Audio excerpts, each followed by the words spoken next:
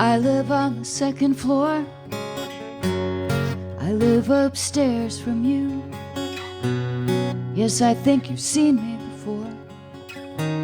If you hear something late at night, some kind of trouble, some kind of fight, just don't ask me what it was.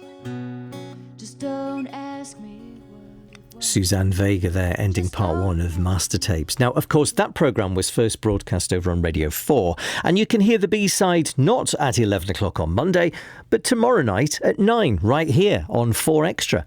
Master Tapes was presented by John Wilson, and the producer was Emma Kingsley. This is BBC Radio 4 Extra.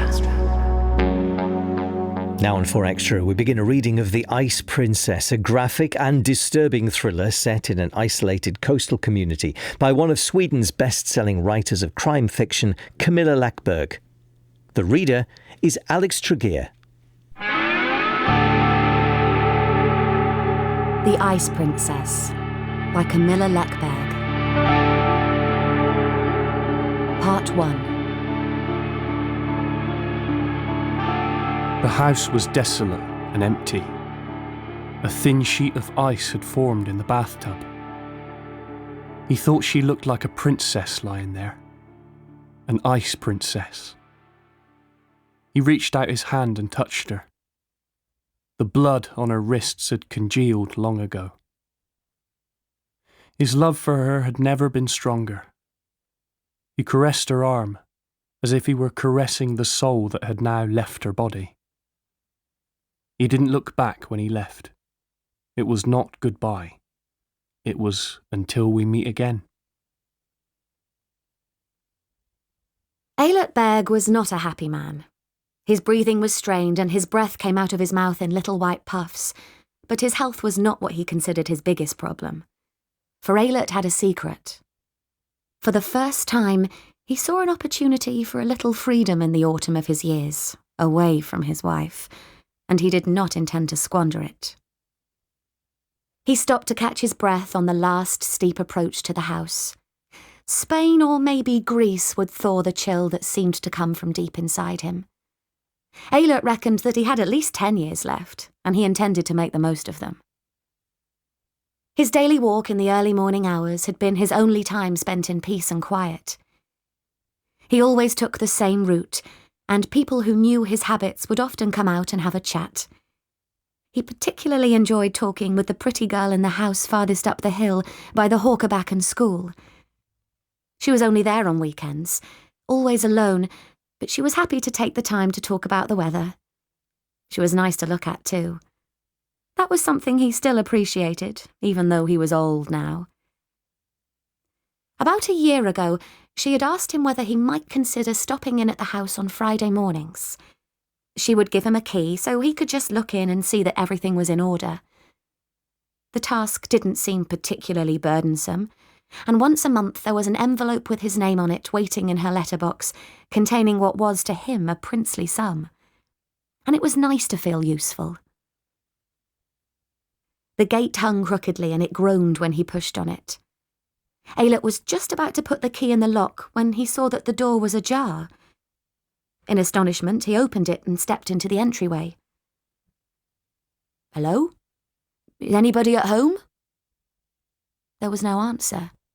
He saw his own breath coming out of his mouth and realised that the house was freezing cold.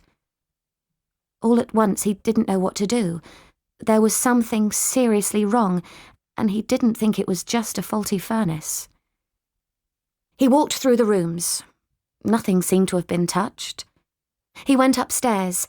The staircase was steep, and he had to grab on hard to the banister. The bedroom was just as neat as the rest of the house. The bed was made, and there was a suitcase standing at the foot. Nothing seemed to have been unpacked. Now he felt a bit foolish. Maybe she'd arrived a little early, discovered that the furnace wasn't working, and gone out to find someone to fix it. And yet he really didn't believe that explanation. Something was wrong. He could feel it in his joints, the same way he sometimes felt an approaching storm. He went back downstairs. There, too, everything looked the way it should. The only room remaining was the bathroom. He stood there hesitating for a moment, realised that he was acting a bit ridiculously, and firmly pushed open the door. Seconds later, he was hurrying to the front door as fast as his age would permit, grabbing hold of the railing to keep him from tumbling headlong down the steps. Out on the pavement, he stopped, at a loss at what to do. A little way down the street, he caught sight of someone approaching at a brisk walk and recognised Tora's daughter, Erica. He called out to her to stop. Erica Falck shut down her computer and went out to the kitchen to refill her coffee cup. She felt under pressure from all directions. The publishers wanted the first draft of the book in August, and she had hardly begun. The book about Selma Lagerlöf, her 5th biography about a Swedish woman writer, was supposed to be her best, but she was utterly drained of any desire to write. It was more than a month since her parents had died, but her grief was just as fresh today as when she received the news. Cleaning out her parents' house had not gone as quickly as she had hoped either. Everything brought back memories. It took hours to pack every carton, because with each item she was engulfed in images from a life that sometimes felt very close, and sometimes very, very far away. Her flat in Stockholm had been sublet for the time being, and she reckoned she might as well stay here at her parents' home in Fjällbacka and write. The house was a bit out of town in Selvik, and the surroundings were calm and peaceful. Erica sat down on the enclosed veranda and looked out over the islands and skerries. The view never failed to take her breath away. Each new season brought its own spectacular scenery, and today it was bathed in bright sunshine that sent cascades of glittering light over the thick layer of ice on the sea. Her father would have loved a day like this. She felt a catch in her throat, and the air in the house all at once seemed stifling. She decided to go for a walk. Outside it was gloriously quiet. She picked up her pace and turned left towards the hill leading up to the Håkabacken school. As Erica approached the top of the hill, she heard Eilert Berg yelling something she couldn't really make out. He was waving his arms and coming towards her. "She's dead!" Eilert was breathing hard in small, short gasps. "Calm down, Eilert. What happened?" "She's lying in there, dead!" Erica hadn't been in this house for a long time, but she had once known it well, and she knew where the bathroom was. She shivered in the cold despite her warm clothing. She didn't really know what she had expected from Eilert's curt statement, but nothing had prepared her for the blood. The bathroom was completely tiled in white, so the effect of the blood in and around the bathtub was even more striking. In spite of the unnatural interplay of white and blue on the body, Erica recognised her at once. It was Alexandra Wikner, née Karlgren, daughter of the family that owned this house. The corpse's eyes were shut, but the lips were bright blue. A thin film of ice had formed around the torso. The right arm hung limply over the edge. The other arm was visible only above the elbow, with the rest hidden beneath the ice.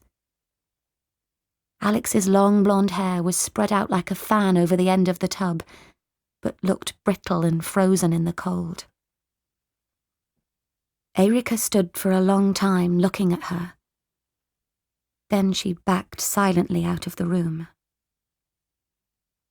Afterwards, everything seemed to happen in a blur.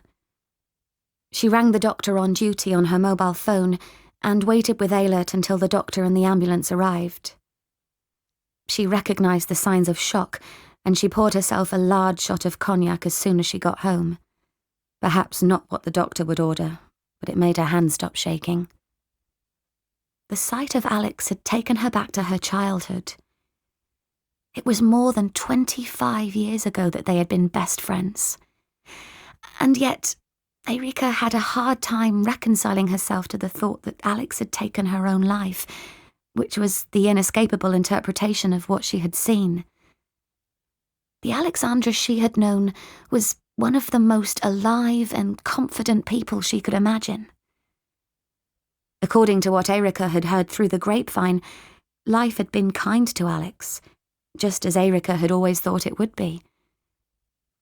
She ran an art gallery in Göteborg, she was married to a man who was both successful and nice, and she lived in a house as big as a manor on the island of Sérö.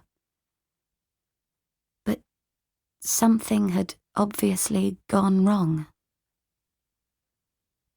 By morning, the events of the preceding day seemed like a bad dream. She was so tired that her whole body ached. She decided on impulse to visit Alexandra's parents. Losing a parent was hard, but it was still part of the natural order of things. Losing a child must be horrible. Besides, she and Alexandra had once been as close as only best friends can be. The house looked deserted. Alexandra's maternal aunt and uncle lived in Tallgatan, a street halfway between the centre of Fjällbacka and Selvik campground. All the houses were perched high up on a slope, and their lawns slanted steeply down towards the road on the side facing the water. The main door was in the back of the house. The doorbell reverberated and then died out. Not a peep was heard from inside, and she was just about to turn and leave when the door slowly opened. "Yes?"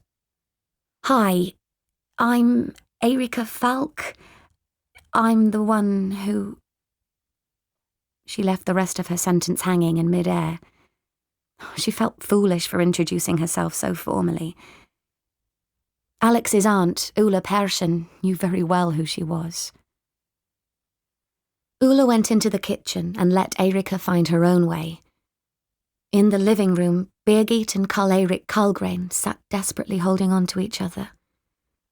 Both had wet streaks running down their faces, and Erica felt that she was trespassing in an extremely private space. She sat down cautiously on the sofa facing them and clasped her hands in her lap. No one had yet uttered a word since she entered the room. How did she look? At first, Erica didn't understand what Birgit had said. Her voice was tiny, like a child's. Erica didn't know what to answer. Lonely was what finally came out, and she regretted it at once. "I didn't mean..." The sentence faded away and was absorbed by the silence. "She didn't kill herself." Birgit's voice all at once sounded strong and determined. Karl-Erik squeezed his wife's hand and nodded in agreement. Birgit repeated, "She didn't kill herself. I know her better than anyone, and I know that she would never be capable of taking her own life. You must realise that. You knew her too." She straightened up a bit more with each syllable, and Erica saw a spark light up in her eyes. "Birgit, I'm not really sure. It was 25 years ago that Alexandra and I were friends. I really don't know a thing about her. Sometimes you just don't know someone as well as you think you do." Even Erica could hear how lame this sounded. Her words seemed to ricochet off the walls. This time Karl-Erik spoke up. "I know it sounds as if we're denying what happened, and perhaps we're not presenting a very coherent impression right now. But even if Alex did take her own life for some reason, she would never have done it in this way. You probably remember that Alex was hysterically afraid of blood. If she got the slightest cut, she was absolutely uncontrollable until someone put a bandage on it. That's why I'm quite sure that she would have chosen some other method, like sleeping pills, for instance.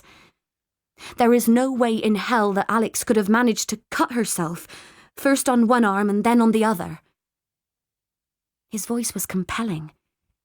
Even though Erica was still convinced that she was listening to the hope of two people in despair, she couldn't help feeling a flicker of doubt.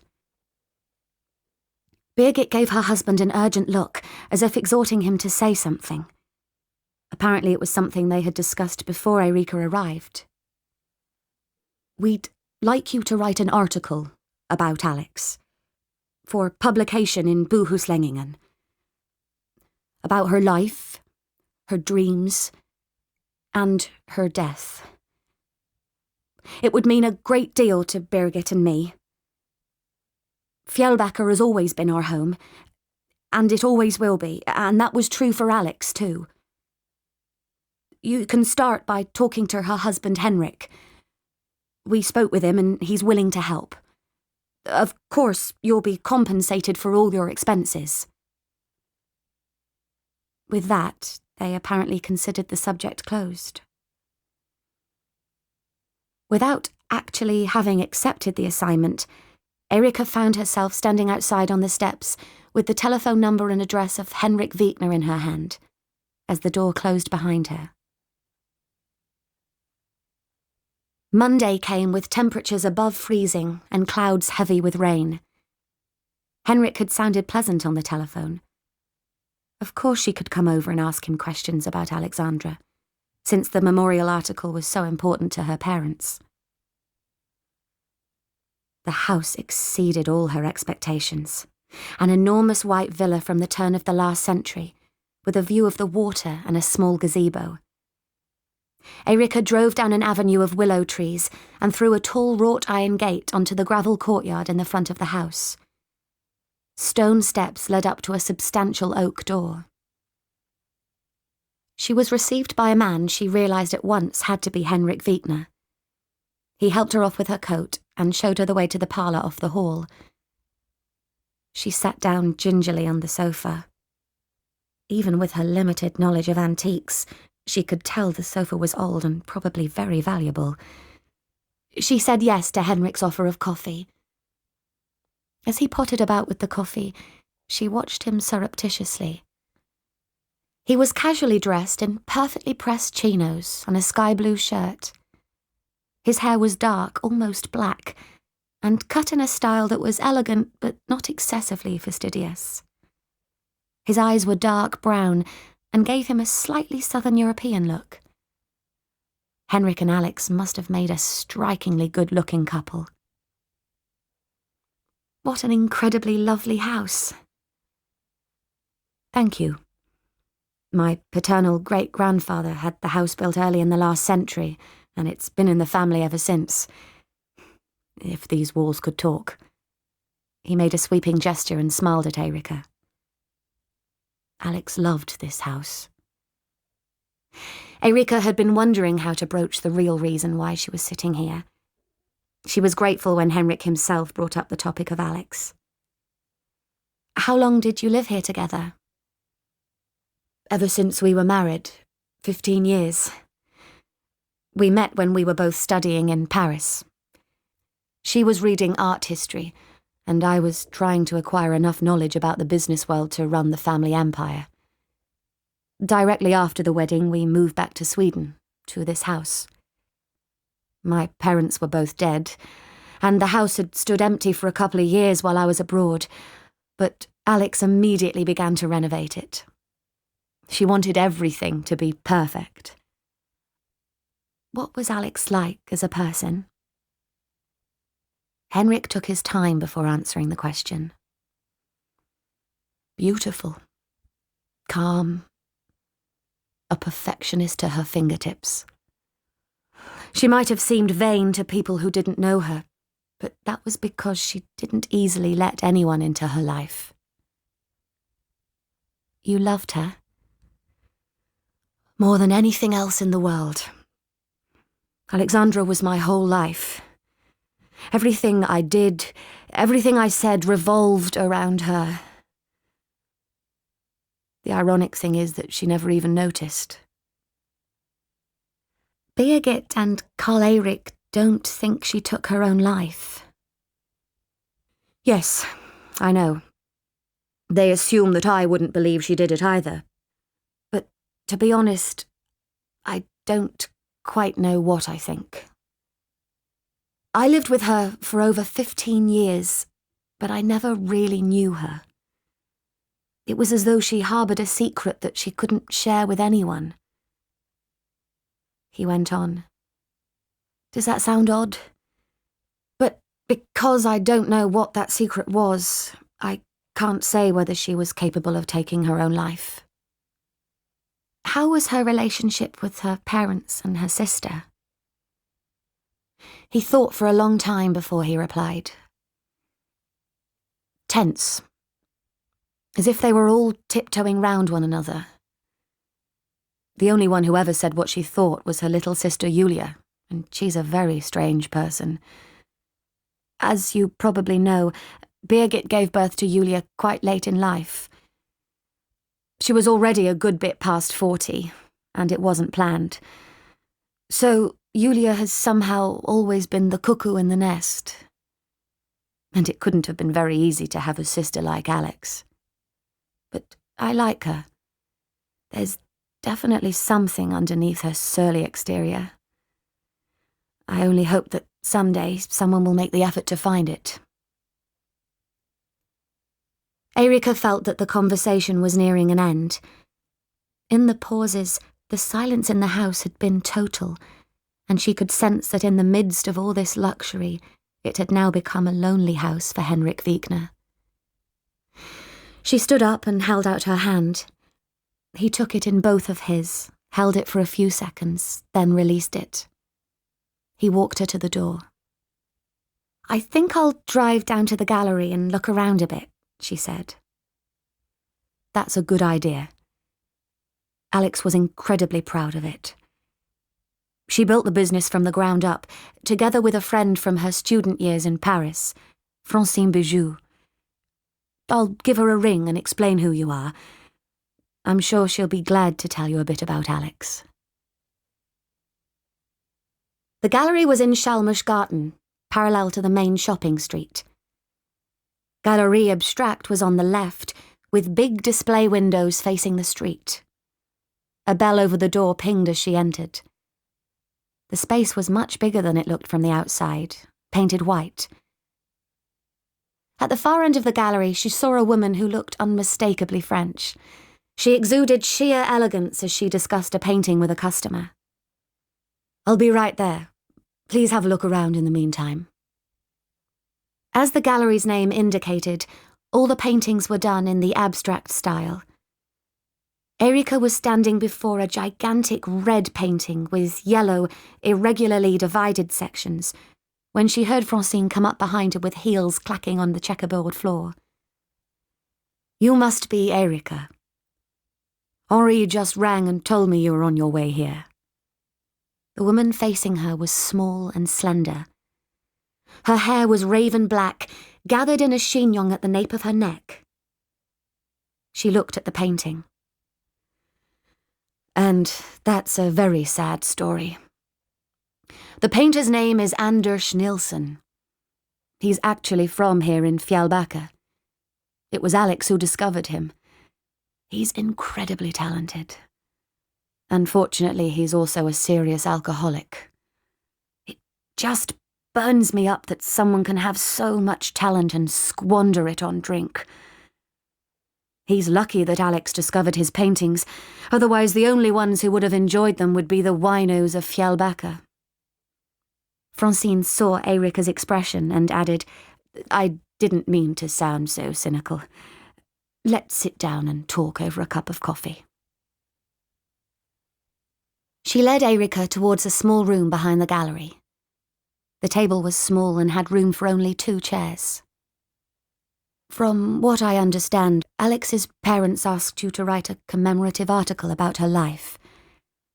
I think it's fabulous that you're taking so much trouble on behalf of Alex's parents and Alex. Francine leaned across the table and placed a well-manicured hand over Erica's. You and Alex met in Paris? Yes, we studied art history together. We ran into each other the very first day. She looked lost and I felt lost. The rest is history, as they say. How long have you known each other? Let's see. Henri and Alex celebrated their 15th anniversary last autumn, So it would be 17 years. For 15 of those years, we've run this gallery together. She fell silent, and to Erica's astonishment lit a cigarette. For some reason, she hadn't pictured Francine as a smoker. She took a deep drag without taking her eyes off Erica. "Didn't you wonder where she was?" Erica asked. "She must have been lying there a week before we found her." It occurred to Erica that she hadn't thought to ask Henrik the same question. "I know it sounds strange, but no, I didn't. Alex..." She hesitated. "Alex always did pretty much as she liked. This wasn't the first time she was gone for a while. She usually popped up later as if nothing had happened." A tear threatened to spill from her eye. Erica looked down to allow Francine to dry her eyes discreetly. "How did Henrik react when Alex simply vanished?" "You've met him? Alex could do no wrong in his eyes. Henri has spent the past 15 years worshipping her. Poor Henri." "Why poor Henri?" "Alex didn't love him. Sooner or later he would have been forced to realise that." She stubbed out the first cigarette and lit another. "Henrik hinted that in all the years of their marriage it felt as though Alex was hiding something from him. Do you know whether that's true? And if so, what it could be?" "That was unusually perceptive of him. I may have underestimated Henri." She raised a finely shaped eyebrow. "To your first question, I will answer yes. I've always known that she was carrying some sort of baggage. To the second question, I must answer no. I don't have the faintest idea what it could be. Despite our long friendship, there was always a point at which Alex would signal so far and no farther. I accepted it, while Henri did not. Sooner or later it would have broken him. And it probably would have been sooner." "Why is that?" Francine hesitated. "They're going to do an autopsy on Alex, aren't they?" The question took Erica by surprise. "Yes, that's always done for a suicide. Why do you ask?" "Because then I know that what I'm about to tell you will come out anyway. My conscience feels lighter, at least." She stubbed out the cigarette carefully. "You must know that Alex has been going to Fjällbacka much more often for the past 6 months or so." "Yes," Erica said. "The grapevine works very well in small towns. According to the local gossip, she was in Fjällbacka more or less every weekend, alone." "Alone is not exactly the whole truth." Francine hesitated again. She had met someone there. A man. Well, it wasn't the first time that Alex had had an affair, but somehow I got the feeling that this was different. For the first time in all the years we've known each other, she seemed almost content. And I know that she couldn't have taken her own life. Someone must have murdered her, I have no doubt about that." "How can you be so sure?" Francine looked at her. "Because she was pregnant."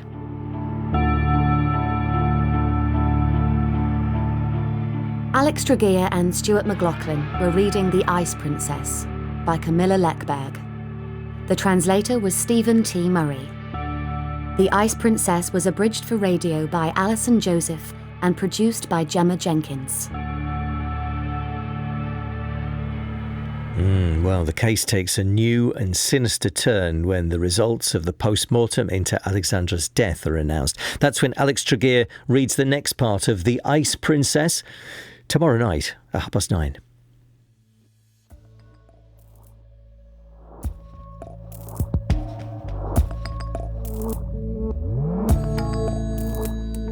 That's it from me for a couple of hours. Harriet is next with the 4Extra Comedy Club. I'll be back after that with a J.B. Priestley classic, which follows the chaos of a travelling theatre troupe in the 1920s. Join the good companions when they take centre stage at midnight. I'll see you then.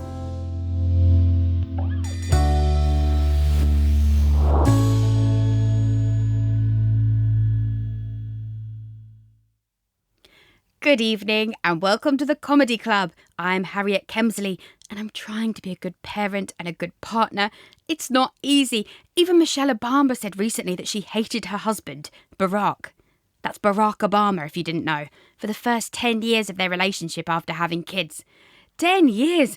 And she said it because she wanted to give regular people like us hope for their own relationships. But I don't think she realises she hasn't given us hope. She's taken away all hope. Because her husband is Barack Obama. If she hates Barack, what hope is there for us with normal husbands? Because if my husband's missing, it's because he was having a nap. If Barack was busy, he was probably trying to solve problems in the octagon or whatever. Not the same. Everyone has so many different approaches to parenting. There's the Tiger Mum approach, the Montessori. We're actually doing it by horoscope. Every morning is exciting. It's like, what does the day have in store? Oh, love is in the air. Very modern, but also ancient. She's crying, and we're like, oh, typical Sagittarius over here. Very emotional. Hello and welcome to the Comedy Club. The Comedy Club. On BBC Radio 4 Extra. Is that right? That's right, you heard me correctly. It's exhausting. Coming up tonight, the great David Soul imagines an apocalyptic scenario in I, God at 10:30. Then Barry Cryer and Graham Garden star in Hamish and Dougal, You'll Have Had Your Tea at 10:45. Steve Punt and Hugh Dennis return to take on the news in the Now Show at 11. And then finally tonight, a rather important celebrity gives Masala FM a call. Don't miss that at 11:30. But first, John Lloyd and Anna Tajinski throw open the doors to that vast, albeit imaginary, Museum of Curiosity.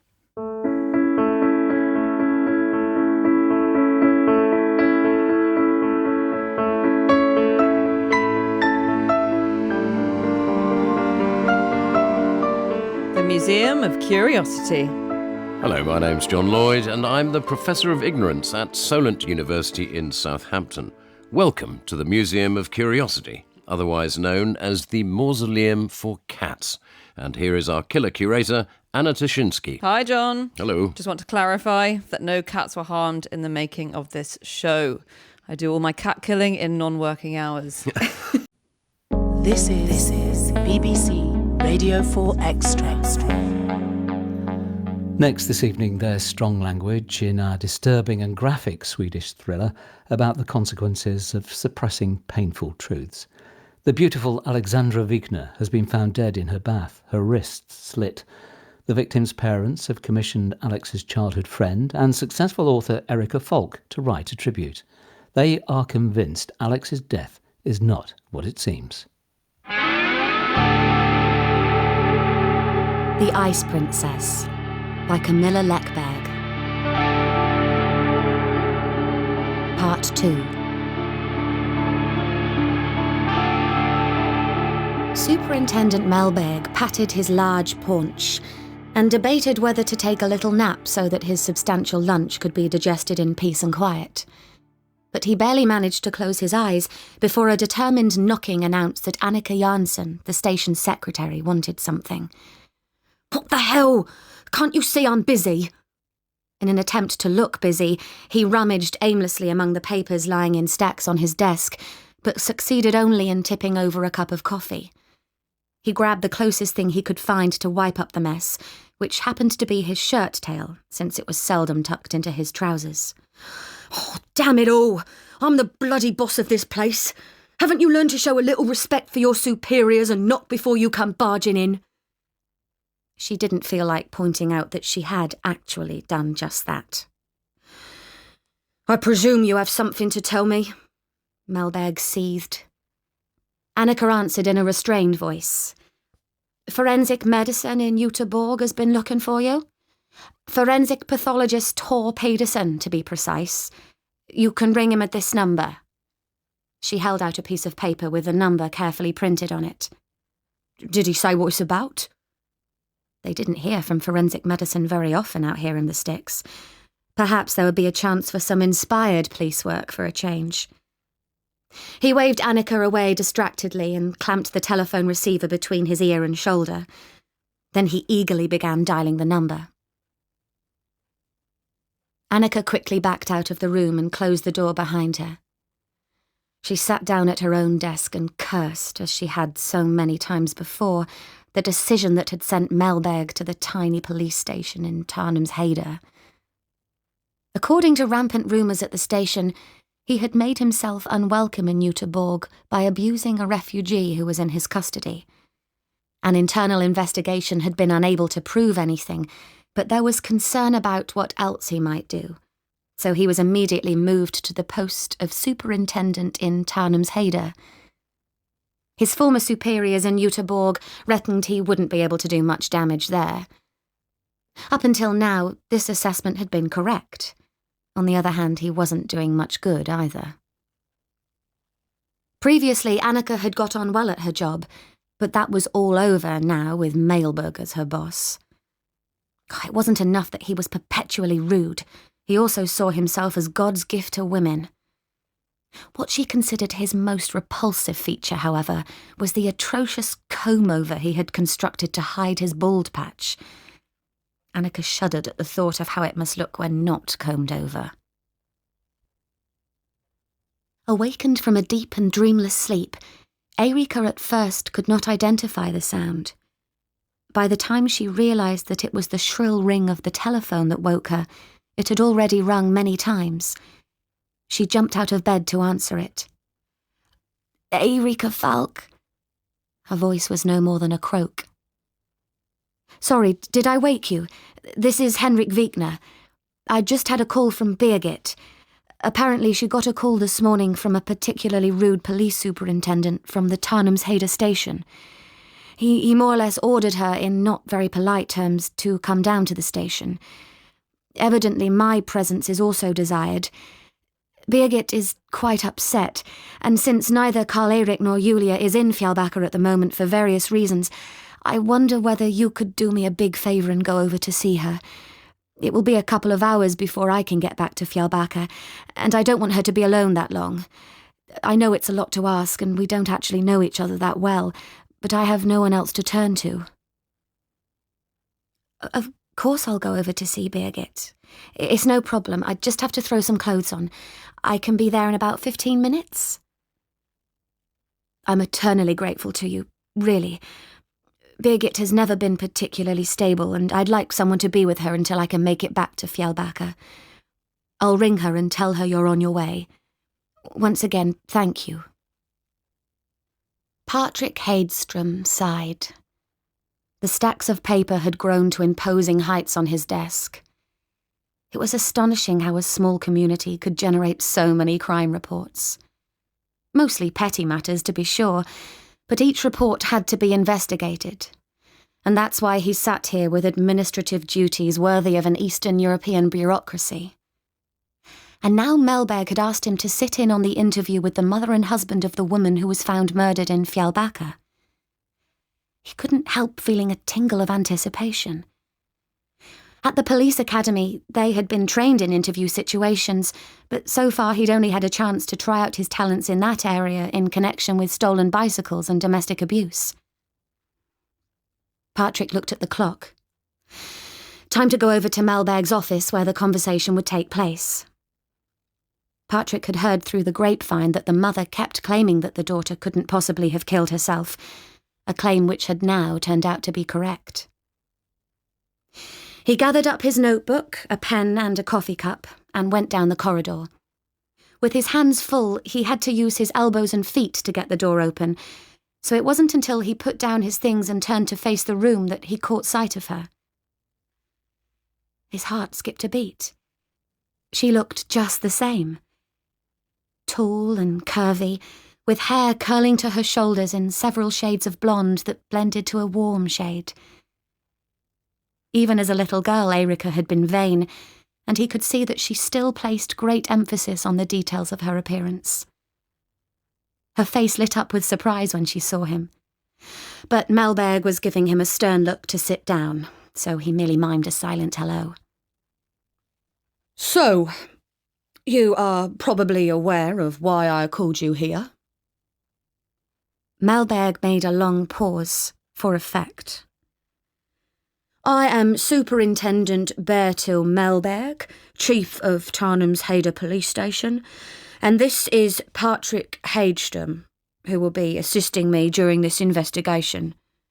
He nodded at Patrik, who was sitting a bit outside the semicircle formed by Erica, Henrik, and Birgit in front of Melberg's desk. Birgit leaned forward in her chair, and Henrik quickly put a protective arm round her shoulders. Melberg went on. We have confirmation that your daughter could not have taken her own life. Suicide can be definitively ruled out, according to the medical examiner's report. The main reason we know she was murdered is that at the time her wrists were slashed, she could not have been conscious. We found a large amount of sedative in her blood. While she was unconscious, some person or persons apparently first put her in the bathtub, filled it with water, and then slashed her wrists to try and make it look like suicide. The curtains in the office were drawn against the sharp midday sun. Do you know who did it? Birgit had taken out a small embroidered handkerchief from her handbag and carefully dried the corners of her eyes so as not to ruin her makeup. As Melberg observed each of the participants in deliberate silence, his right hand straightened his comb-over, which had slipped too far down one side. He cleared his throat with authority. Perhaps the two of you might tell me that. Us? Henrik's surprise sounded genuine. How would we know that? This must be the work of a madman. Alexandra didn't have any enemies. So you say. Patrik thought for an instant that a shadow passed across the face of Alex's husband. The next second it was gone, and Henrik was again his calm and controlled self. Are we suspects? Birgit looked as astounded as if the superintendent had changed into a pumpkin right before her eyes. The statistics speak for themselves in cases of murder. The great majority of perpetrators are usually found among the close family members. Now, I'm not saying that's true in this case, but I'm sure you can understand that we have to be quite certain. No stone will be left unturned. I can personally vouch for that. With my broad experience in murder cases, another dramatic pause, this will surely be resolved quickly. But I would like both of you to submit an account of your actions on the days leading up to the point in time when we suspect Alexandra was killed. And what point in time would that be? Asked Henrik. The last of us to speak with her was Birgit. All the medical examiner can say is that she has been dead for approximately a week. Naturally, we will check your statements about when you phoned her, but we have one piece of information that indicates she died sometime before 9 o'clock on Friday night. At around 6 o'clock, which must have been just after she arrived in Fjällbacka, she rang a Lars Talander about a furnace that wasn't working properly. He couldn't come right away, but promised to be there no later than 9 that evening. According to his testimony, it was precisely 9 o'clock when he knocked on the door. No one came to the door, and after waiting for a while, he drove back home. Our working hypothesis is therefore that she died sometime that evening after she arrived in Fjällbacka, since it seems unlikely that she would have forgotten that the repairman was coming to look at the furnace, considering how cold it was in the house. His hair was slipping again, this time down the left side. What time did you say you talked to her? Melberg directed his question at Birgit. Well, I'm not quite sure. She thought for a moment. Sometime after 7, about 7:15 or 7:30, I think. We spoke briefly because Alex said she had a visitor. Birgit blanched. Could it have been?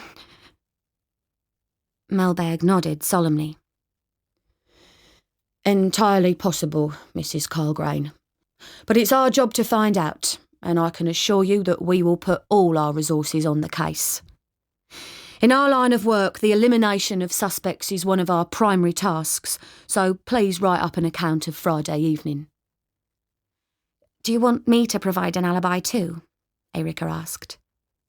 I don't think that will be necessary, but we would like you to tell us everything you saw when you were inside the house the day you discovered her. You can leave your written accounts with Assistant Hedström. Everyone turned to look at Patrik, and he nodded in agreement. They began to get up. A tragic event, this, Mellberg said. Particularly in view of the child. They all turned their eyes to Mellberg.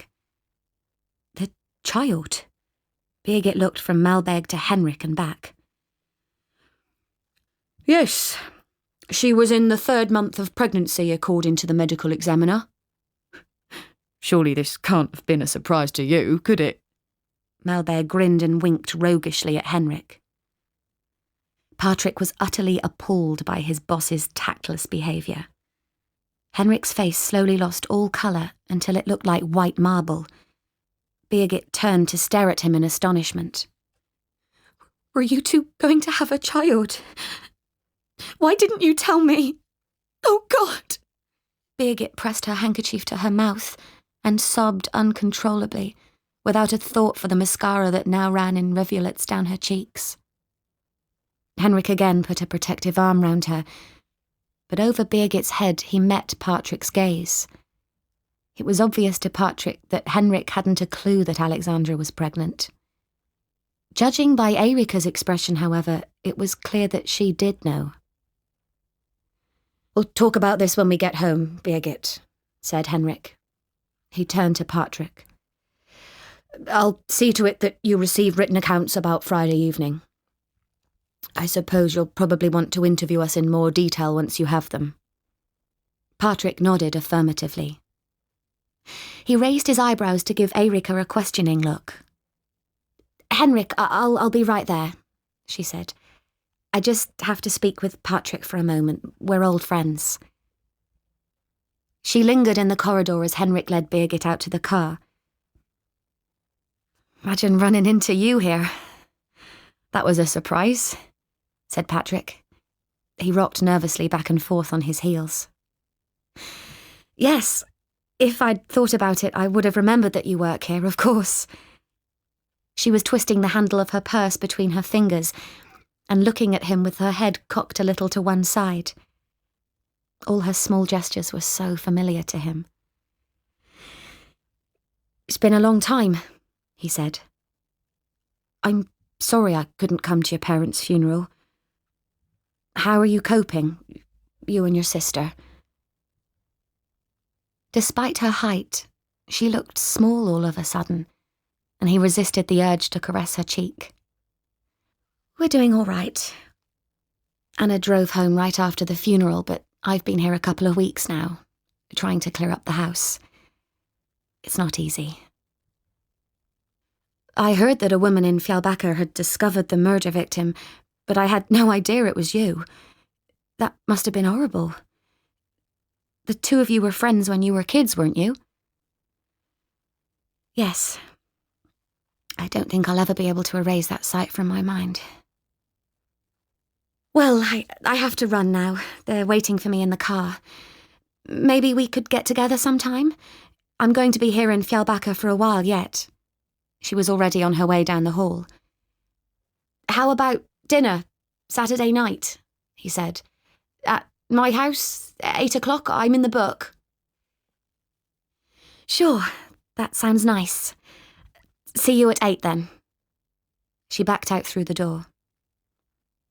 As soon as she was out of sight, he did a little improvised dance in the corridor. But his joy was spoiled a bit when he realised how much work it would take to get his house into presentable shape. After Karin left him, he hadn't really felt like dealing with the housework.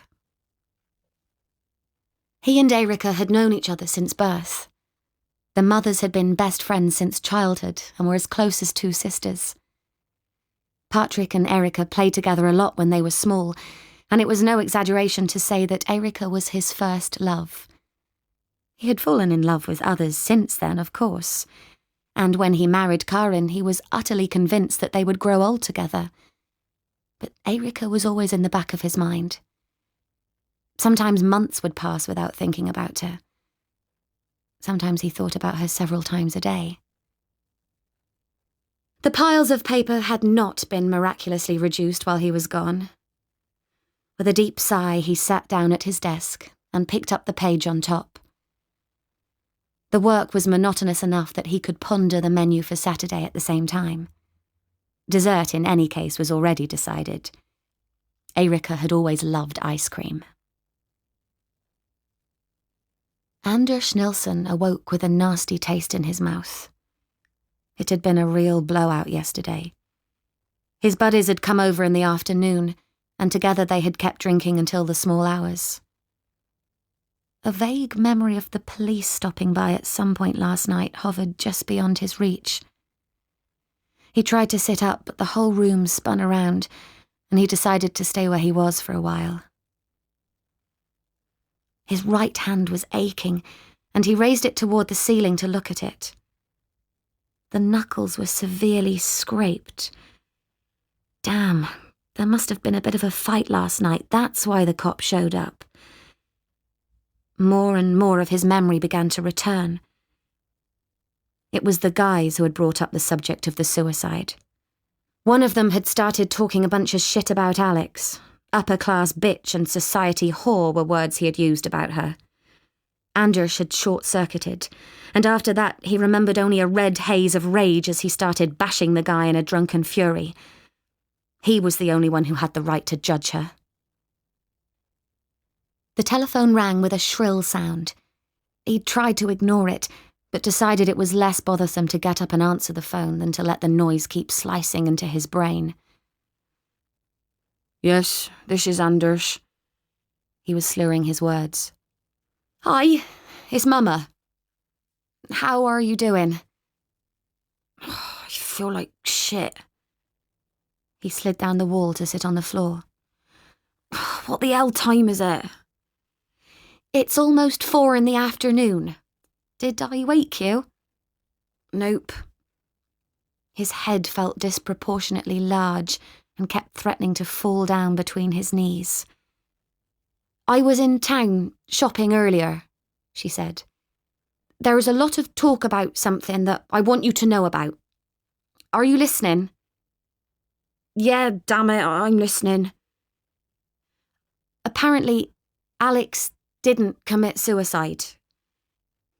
She was murdered. I just wanted you to know." Silence. "Anders, hello? Did you hear what I said?"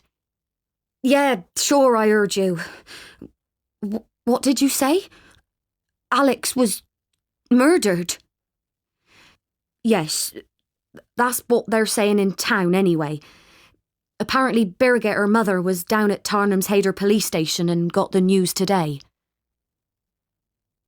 "Oh, shit.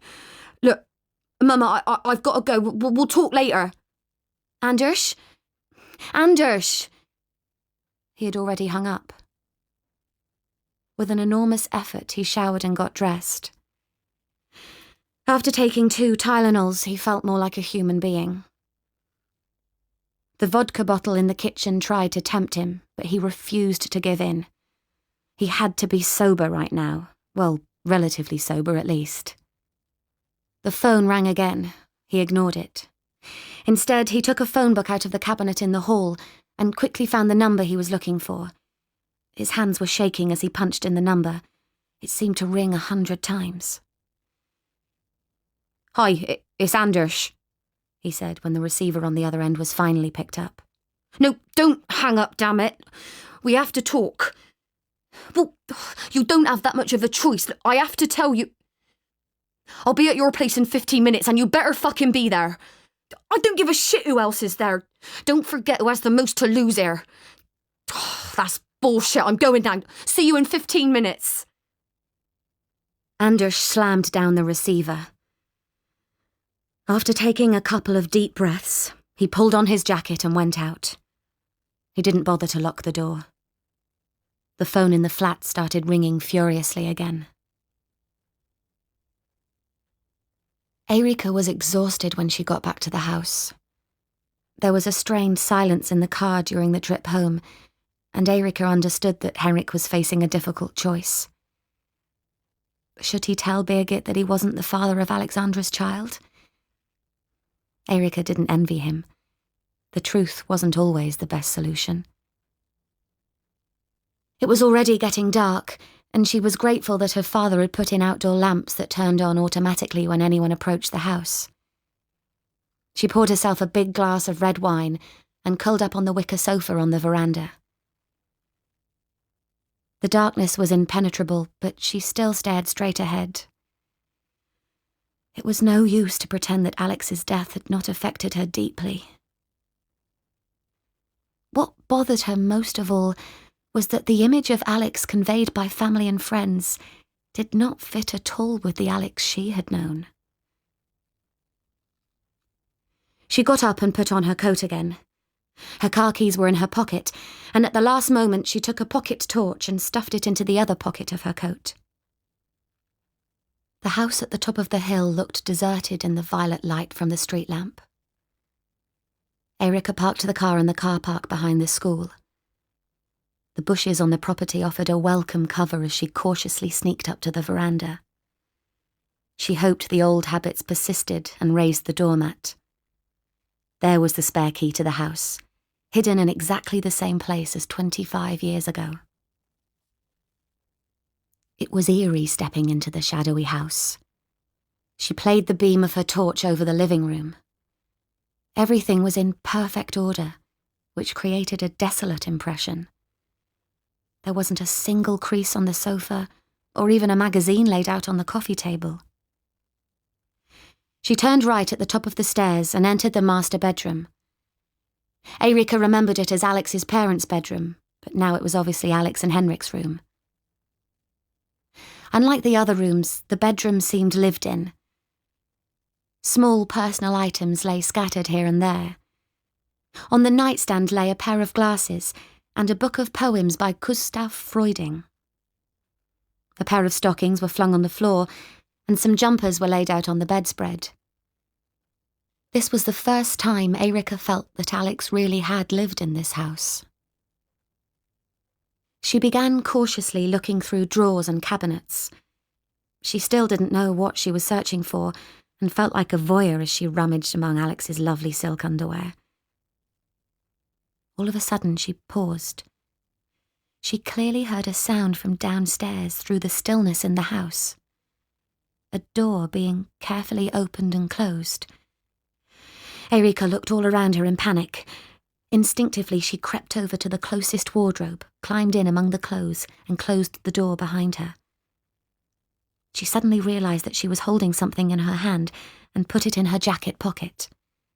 She scarcely dared breathe. The intruder was searching the bedroom. Drawers were pulled out, and Erica knew that the wardrobes were next. Her panic rose. She was lucky to have stepped into a wardrobe with several long coats in it, and she draped them in front of her. She hoped that it wasn't Alex's killer out there, only a few meters away. All at once the door to the wardrobe was opened, and Erica felt a gust of fresh air. She held her breath. The wardrobe didn't seem to be hiding any secrets or valuables, at least not for the person who was doing the searching, and the door was closed again almost at once. The other doors were opened and closed just as quickly, and the next moment she heard the footsteps going out the bedroom door and down the stairs. She didn't dare step out of the wardrobe until a good while after she heard the front door carefully closing. The room looked the same as when Erica came in. Whoever the visitor was, the search had been careful and had left no traces. She looked around the room one last time. There was something she couldn't really put her finger on. Something was missing, but for the life of her she couldn't think what it was. Oh well, it would probably come back to her later. She didn't dare stay in the house any longer. She put back the key where she had found it. She didn't feel safe until she was back in her car with the motor running. That was enough excitement for one evening. A stiff cognac would soothe her soul and drive off some of her uneasiness. When she pulled into the driveway at home, she saw that scarcely an hour had passed since she left. That surprised her. It had felt like an eternity. Alex Tregear was reading The Ice Princess by Camilla Lackberg. The translator was Stephen T. Murray. The Ice Princess was abridged for radio by Alison Joseph and produced by Gemma Jenkins.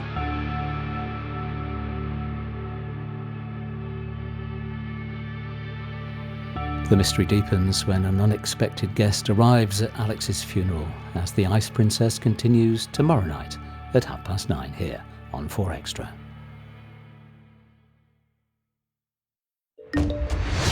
Welcome to The Spark. When we're in the midst of it, we're going to make decisions that are different than the decisions that we would make if we were looking from the outside in. Bold thinking for a better world. We struggle to recognise or remember that these inequalities come from somewhere. That sense of human connection can save a life. I'm Helen Lewis with a new series of close-up conversations. More big thinkers with big ideas bidding to change our world. And hearing some of the personal reasons behind them. Probably one of the best decisions I've ever made in my life was making that step. The Spark. On Radio 4 and available now on BBC Sounds.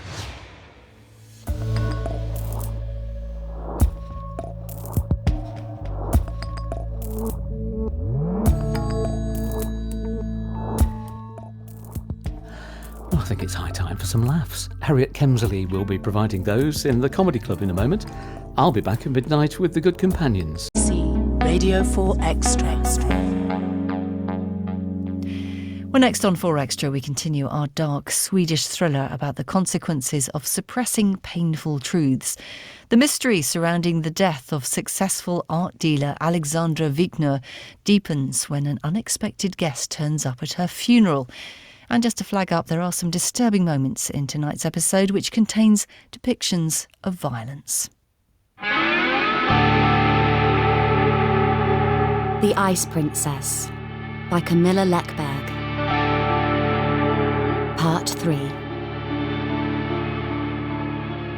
A murmur spread through the room. When Nellie Lawrence stepped through the door, the others held their breath from sheer astonishment. Since the early 50s, the continued livelihood of Fjällbacka had waxed or waned with the Lawrence cannery. Almost half of the able-bodied residents of Fjällbacka were employed at the factory, and the Lawrence family was regarded as royalty in the little town. From their elevated position in the enormous villa at the top of the hill, they looked down on Fjällbacka with guarded superiority. Mrs. Lawrence graciously allowed Henrik to help her off with her fur coat. He led her over to the sofa in the middle where Birgit and Karl-Erik were sitting, as she briefly nodded a greeting to a select few of the other guests. One of those who had graciously been granted a nod was Erica.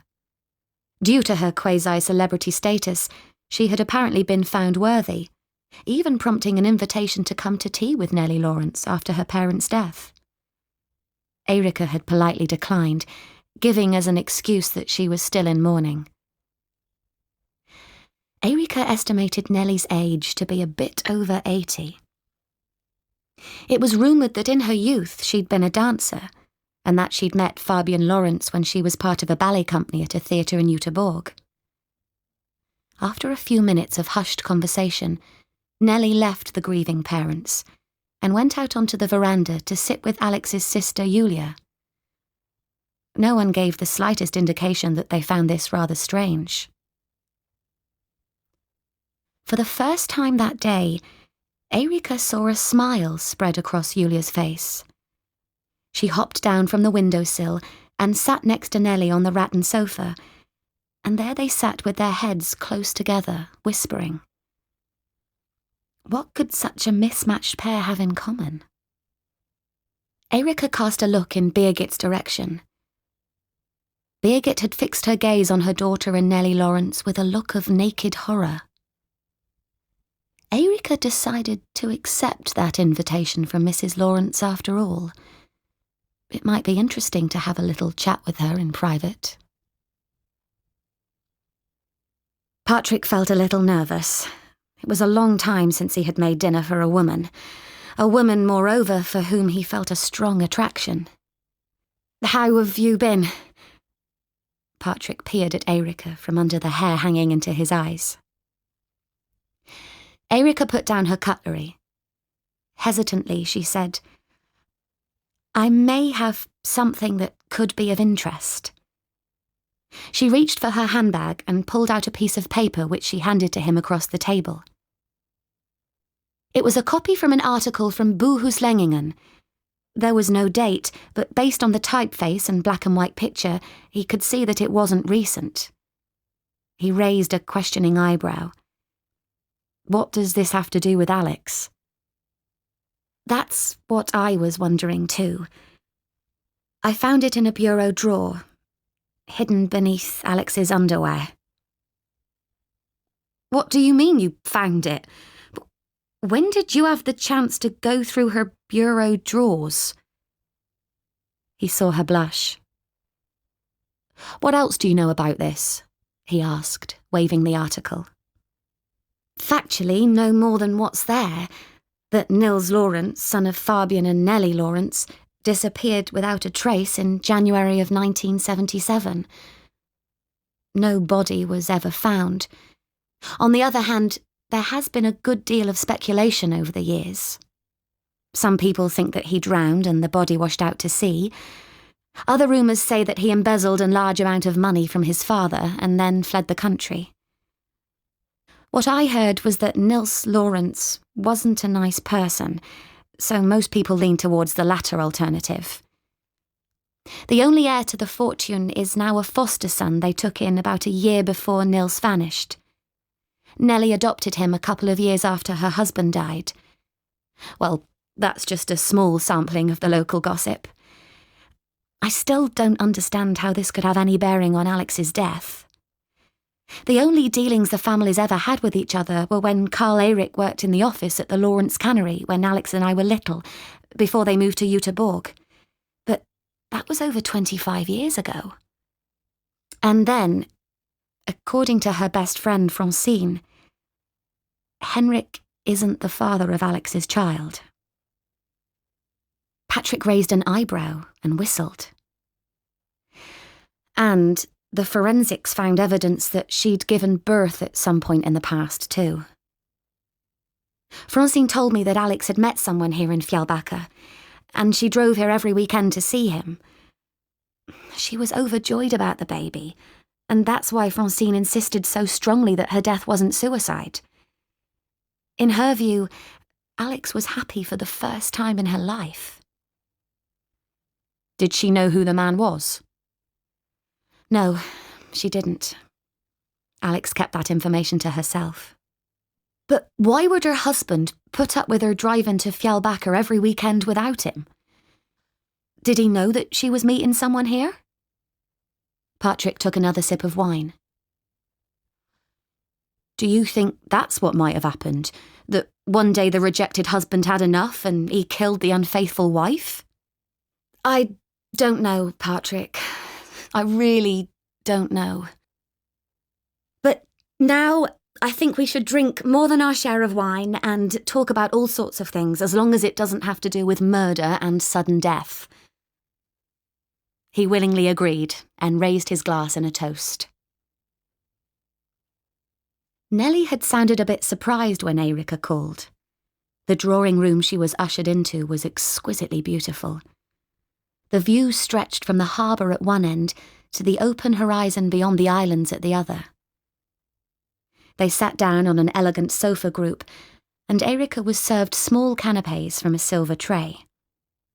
The conversation flowed slowly but politely. They kept the topics of conversation neutral, circling round the subject they both knew that they would have to broach sooner or later. It was Erica who finally got up the courage. Well, The last time we saw each other, it was under rather sad circumstances. Yes, so tragic. Such a young woman. I didn't realise that you knew the Carlgrains so well. Carl Eric worked for us for many years, and of course we met his family on numerous occasions. It seemed only right to express my condolences in person. Nellie lowered her eyes. Erica saw that her hands were fidgeting nervously in her lap. I got the impression that you also knew Julia. She wasn't even born when the Carlgrains lived in Fjällbacka, was she? No more than a stiffening of her back and a slight movement of her head indicated that Nellie found the question uncomfortable. She waved a hand covered with gold jewellery.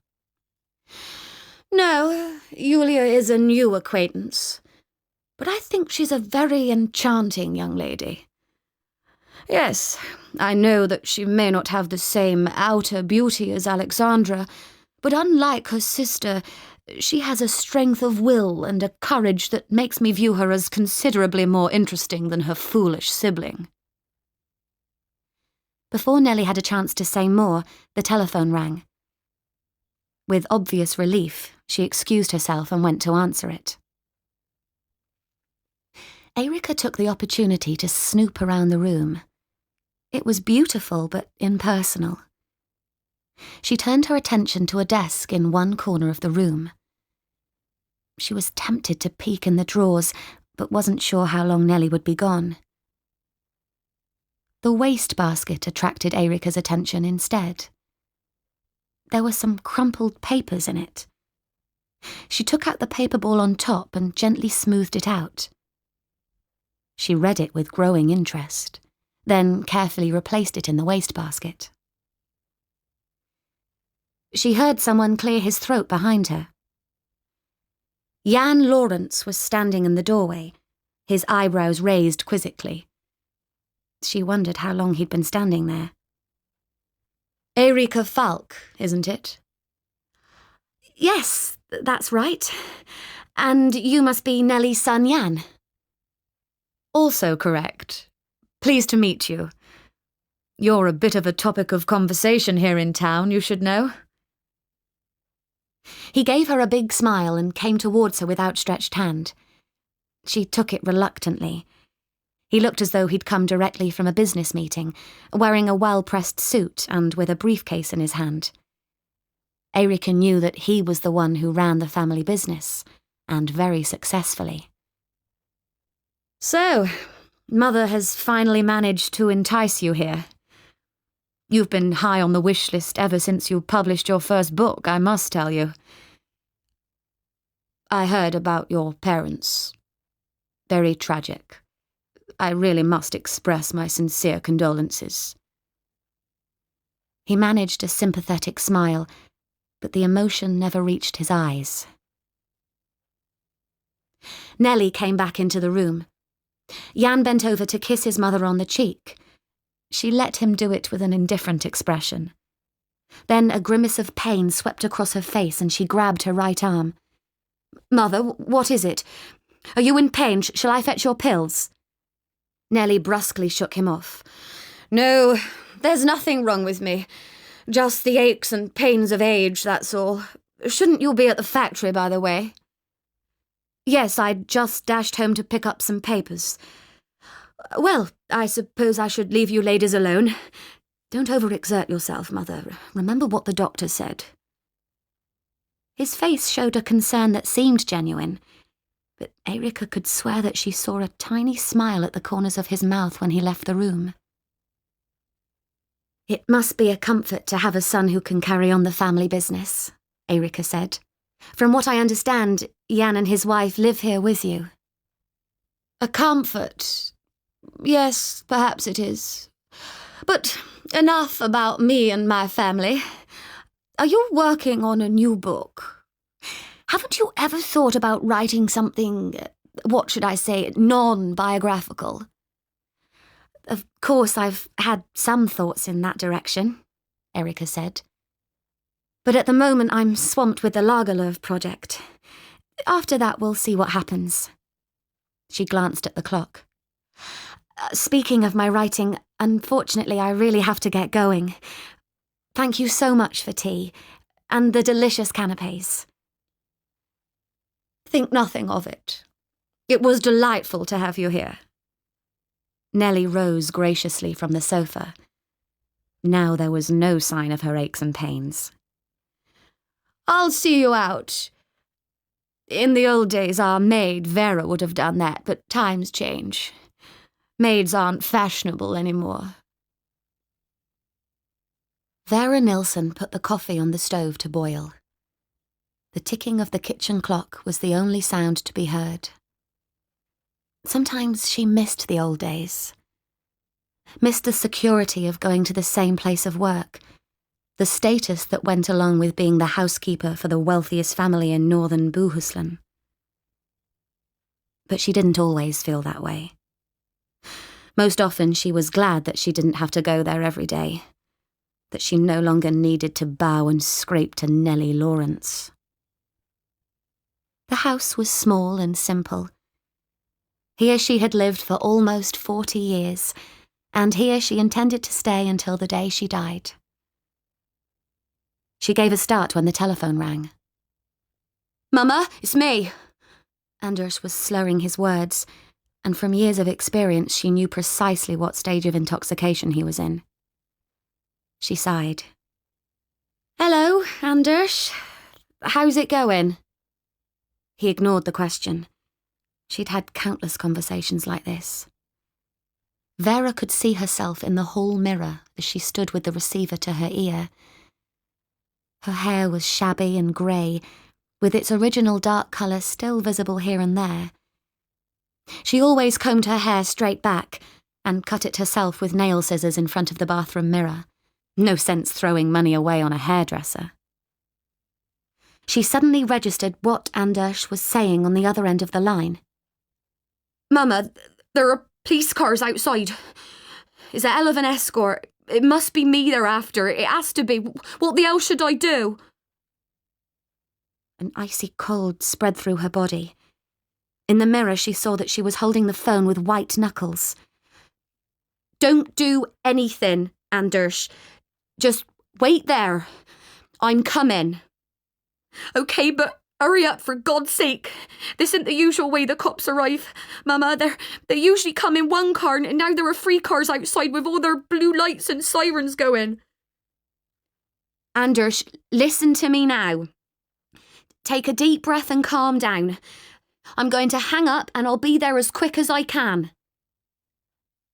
It took her almost 10 minutes to reach the block of flats where Anders lived. She got there in time to see 2 burly policemen lead him away in handcuffs. A shriek surged up in her chest, but she forced it back when she saw all the neighbours hanging out their windows like snooping vultures. There was no way she was going to give them more of a show than what they had already witnessed.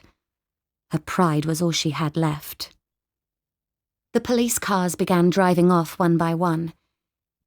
In the last one, she saw Anders sitting between 2 officers. He turned round as they pulled away and looked at her until they drove out of sight. The cell was very familiar. It wasn't the first time he had sat there, although this time it was different. This time it was serious. He lay down on his side on the hard cot. Cold shivers ran through him from a combination of the cold in the cell and the alcohol deprivation in his body. The only thing he'd been told was that he was suspected of murdering Alex. Then they shoved him into the cell and told him to wait. What else did they think he was going to do in this cold place? Teach courses in life drawing? The walls were painted light green over worn concrete, with grey spots where the paint had flaked off. In his mind, he painted the walls in bold colours.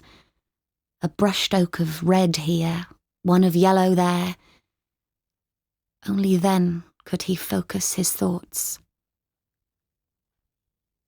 Alex was dead. That wasn't a thought he could flee from, even if he wanted to. It was an irrefutable fact. She was dead, and his future was dead with her. Patrik's finger was shaking as he pressed the doorbell. No one came to the door, so he rang the doorbell again. Oh, this was definitely starting to feel like a bad idea. He could hear someone coming down the stairs. The footsteps paused for a moment, then the door opened and there Erica stood with a big smile.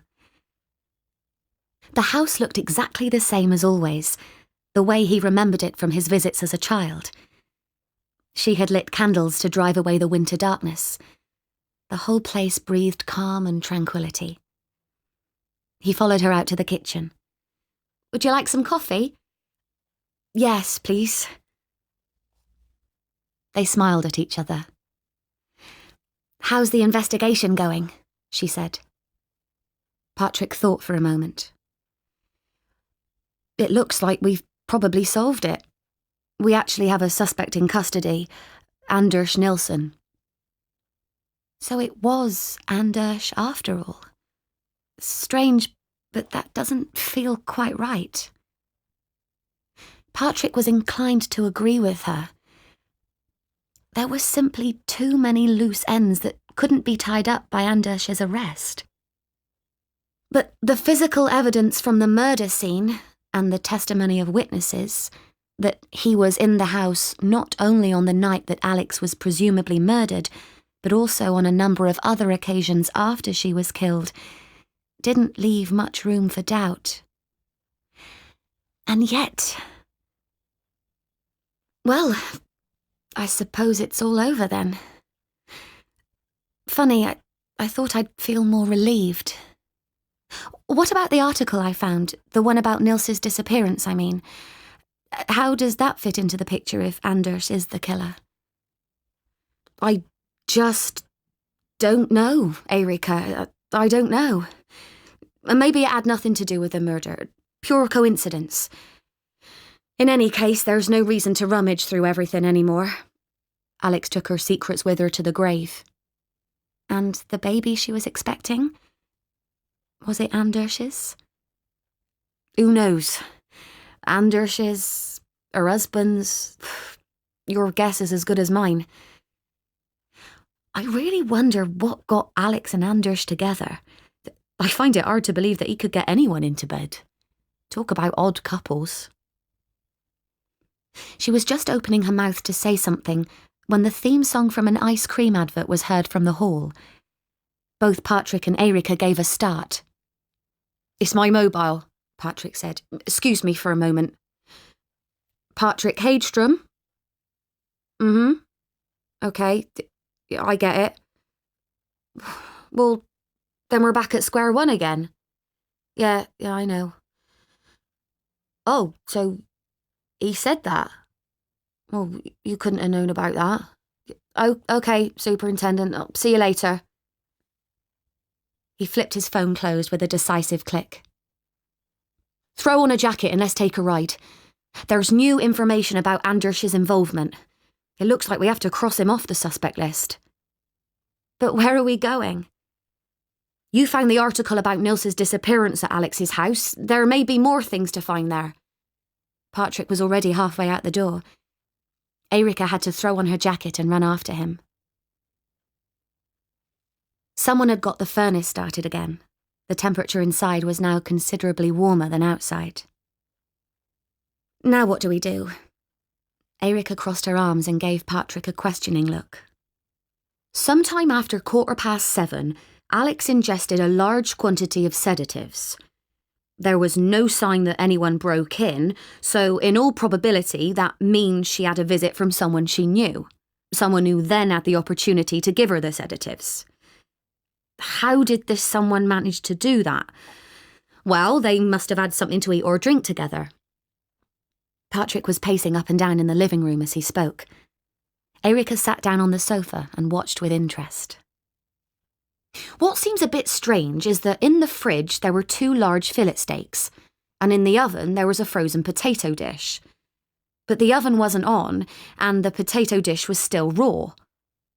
There was also a bottle of wine on the worktop. It was opened and about 5 ounces were gone. That corresponds to about 1 glass.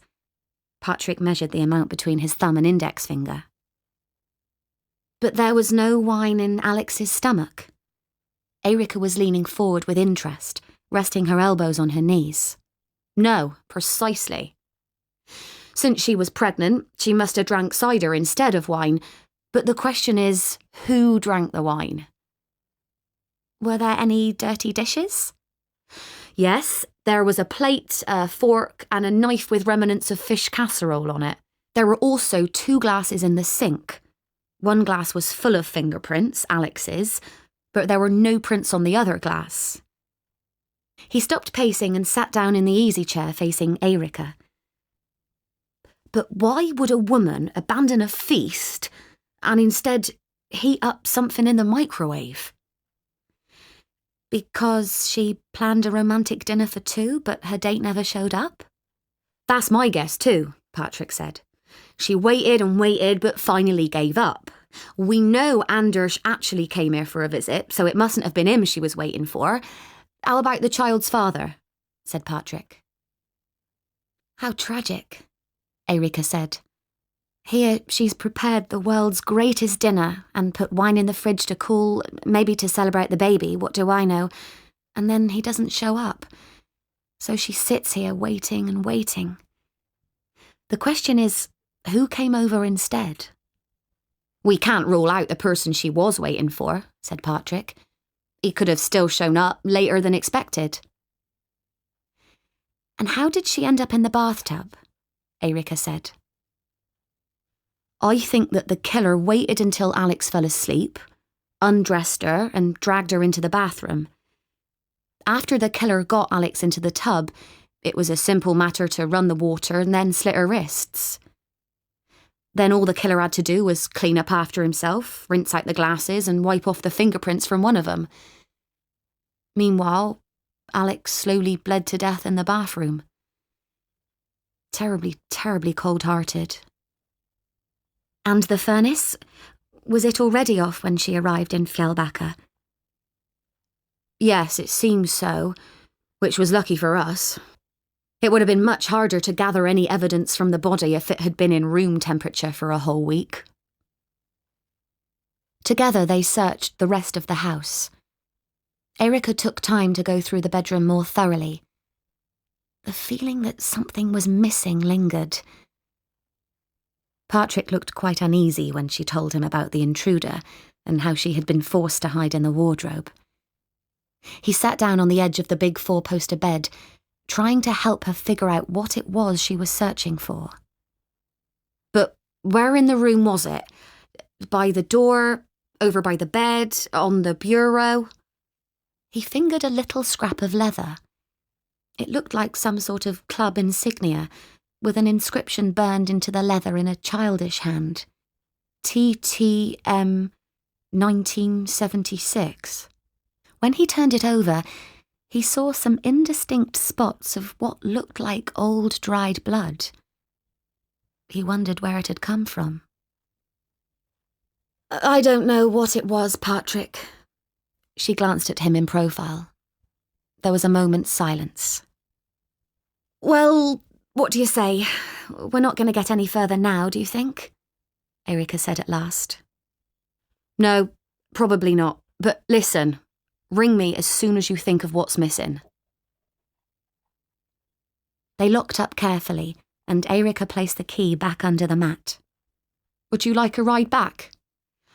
No, thanks, Patrik. I'll enjoy the walk. See you tomorrow night, then. Patrik shifted from one foot to the other, feeling like an awkward 15-year-old. Come hungry, Erica said. She smiled and waved as he drove off in his Volvo. She started for home, but hadn't gone more than a few yards before she stopped short. An idea had come out of nowhere, and it had to be tested before she could let it go. She took the key from under the mat and entered the house again.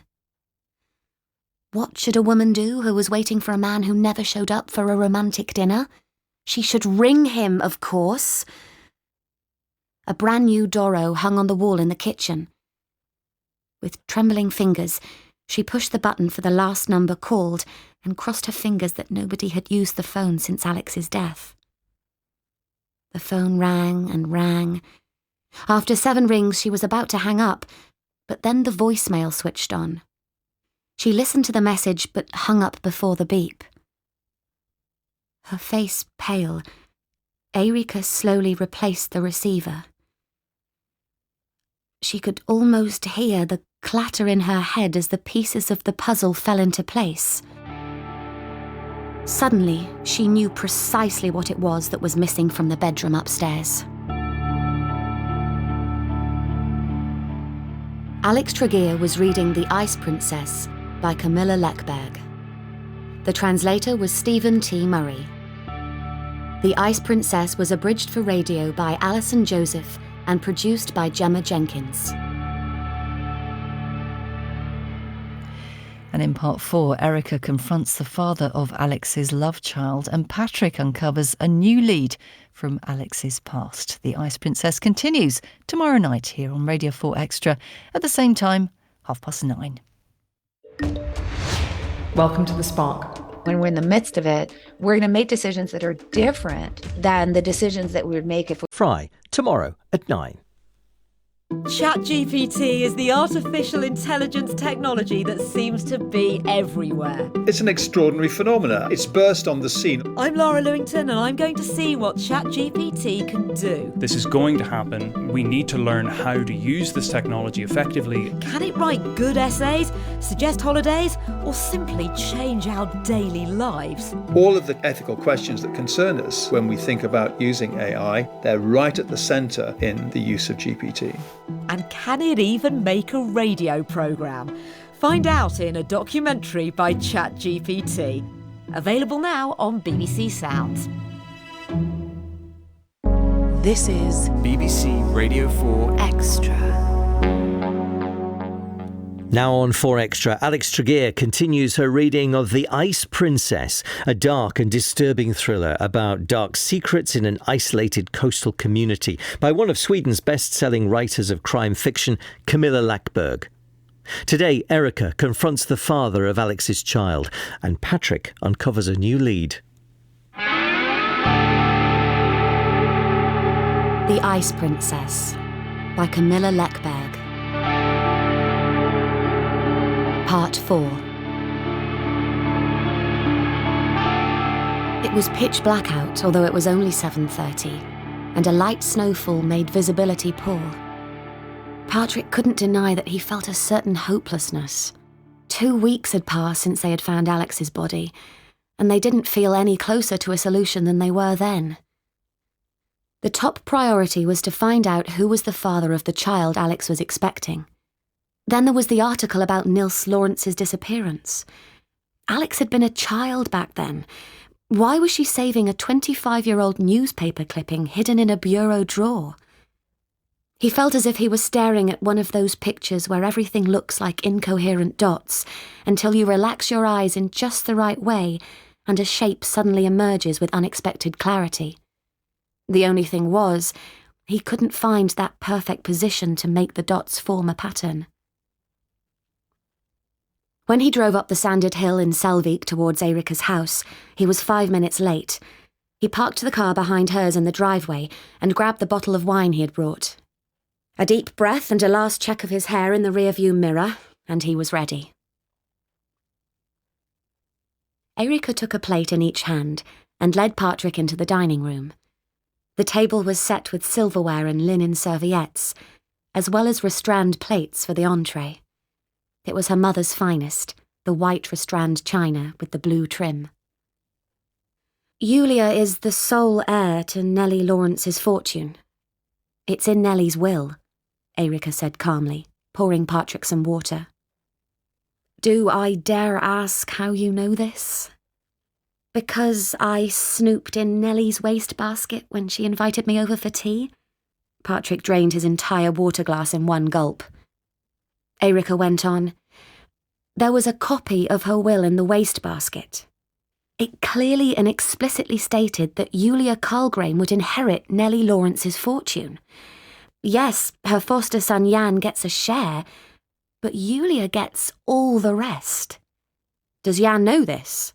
I have no idea. Patrik looked pensive.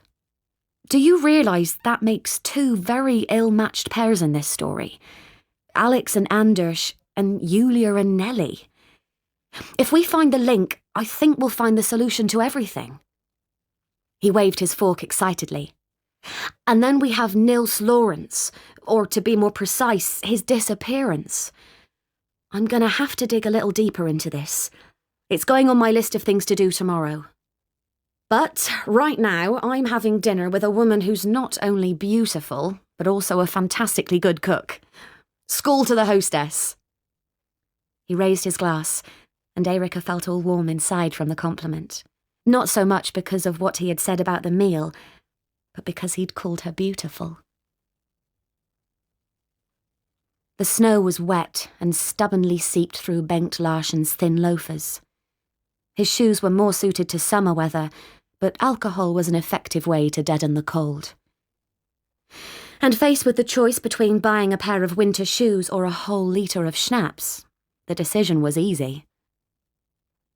The 2 flights up to Anders's flat were always a challenge.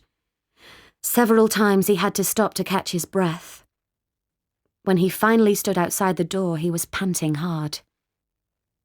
He leaned against the door jamb for a moment before he opened the door, which he knew Anders never locked. The first thing he saw was the feet dangling freely a bit above the floor. Anders had trousers on, but nothing on his upper body. His head hung at an odd angle. It was the saddest sight Bengt had ever seen. He turned and quietly left the flat. He tried to find something inside himself to grab hold of, but found only emptiness. Instead, he grasped at the only lifeline he knew. He sat down on the threshold of Anders's flat, put the bottle to his mouth, and cried. Despite his excitement at a possible break in the case, Patrik couldn't really focus on the task. His thoughts kept returning to Erica and the night they had just spent together. He caught himself grinning like a fool from ear to ear, and his hands involuntarily drummed little rhythms on the steering wheel. The entire past night felt like an intoxicated dream, and it wasn't only because of the amount of wine they had drunk. He was reluctantly forced to put aside his thoughts of yesterday as he turned into the car park at the residential complex. The room seemed unusually desolate. Then he noticed that all of Anders's paintings had been taken down from the walls. Only big, ugly marks were left where the paintings had once hung. Patrik put on a pair of gloves so as not to disturb any evidence. He stood underneath the hook in the ceiling where the noose had been fastened and tried to get an impression of how it was done. How had Anders been hoisted up there? It was simply impossible to figure out. The only things providing storage space were the kitchen cabinets, and Patrik went through them one by one. In the 4th drawer he checked, he found a notepad, which he took out and placed on the kitchen table for closer inspection. He held up the pad at an angle to the window to see whether there were any impressions on it. He carefully put the pad into one of the plastic bags he'd brought along from the car, then continued his search of the drawers. Most of the contents were sheer junk, but in the last one he went through, he did find something interesting. He looked at the piece of leather he was holding between his fingers. It was exactly like the one he had seen at Alex's house when he and Erica were there. It had lain on her nightstand, and he had read precisely the same burned-in inscription that he now read here. TTM 1976. When he turned it over, he saw that, just like the one at Alex's house, there were some blurry spots of blood on the reverse. He picked up the notepad and the leather patch in their plastic bags and glanced once more at the living room before he left. The cold was piercing when he stepped outside the main door.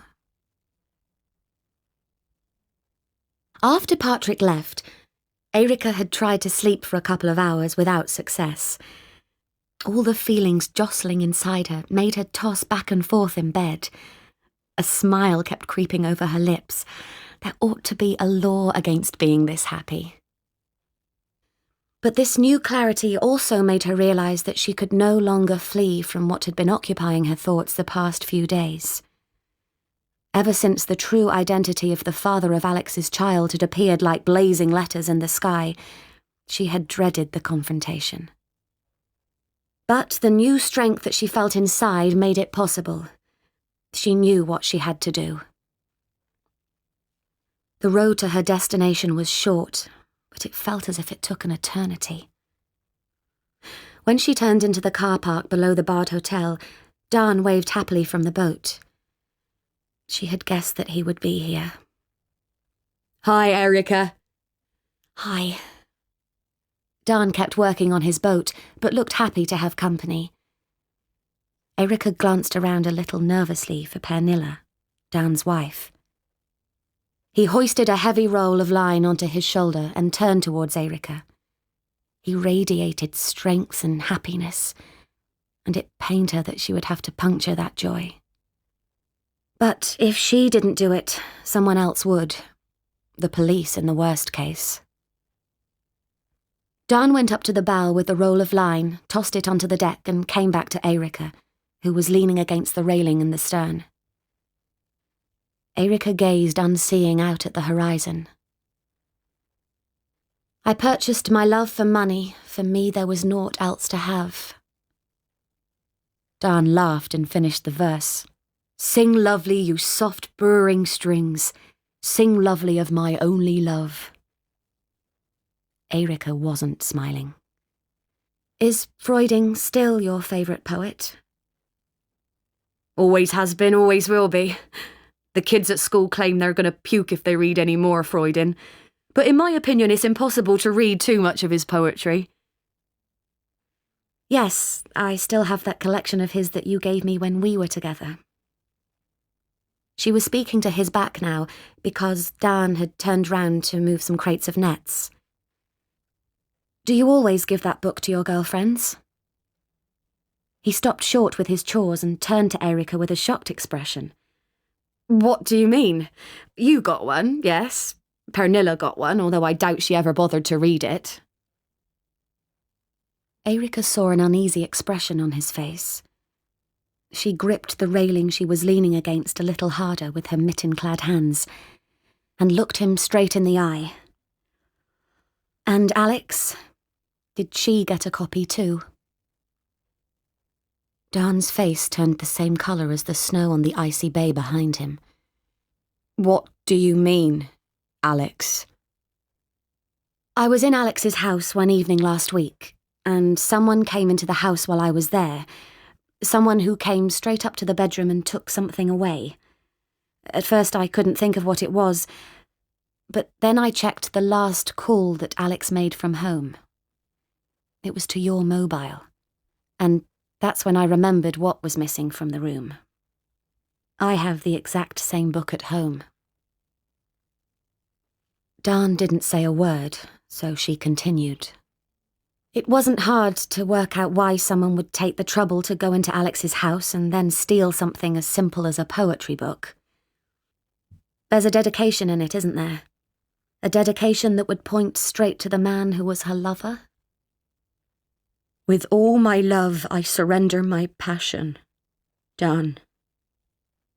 He declaimed it in a voice full of emotion. Now it was his turn to stare vacantly at the water. He pulled off his gloves and ran his hands through his hair. What we had together was madness. We both knew it had to end. Were you supposed to meet her on the Friday she died? A muscle twitched in Dan's face. Yes, we were supposed to meet that Friday evening.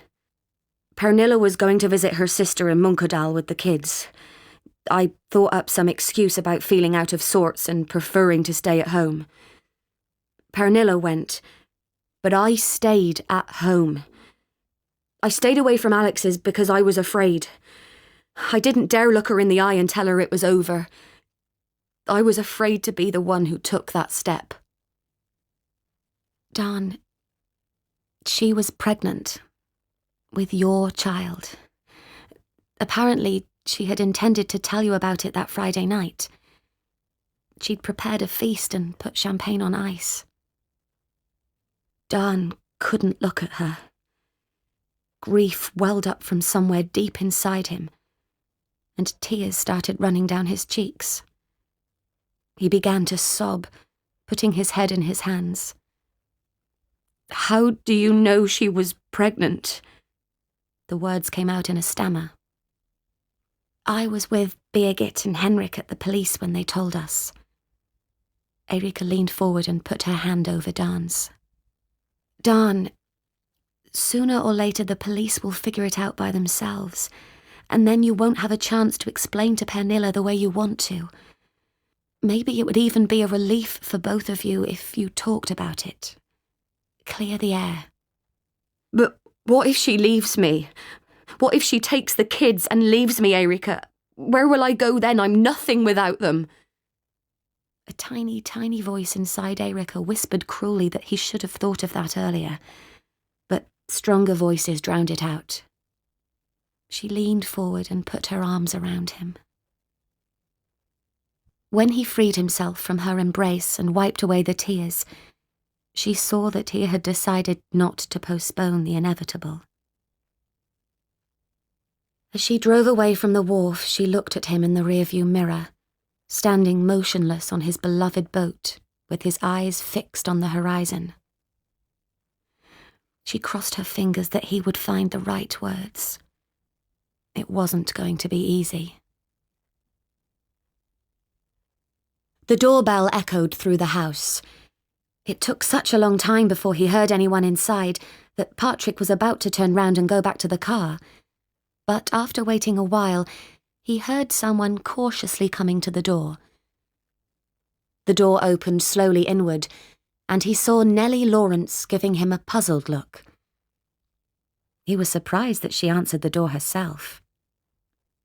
"My name is Patrik Hedström, and I'm from the police in Tanumshede. I'm looking for your son, Jan." Slowly but elegantly, Nellie walked in the direction of a door that opened onto a staircase to the floor below.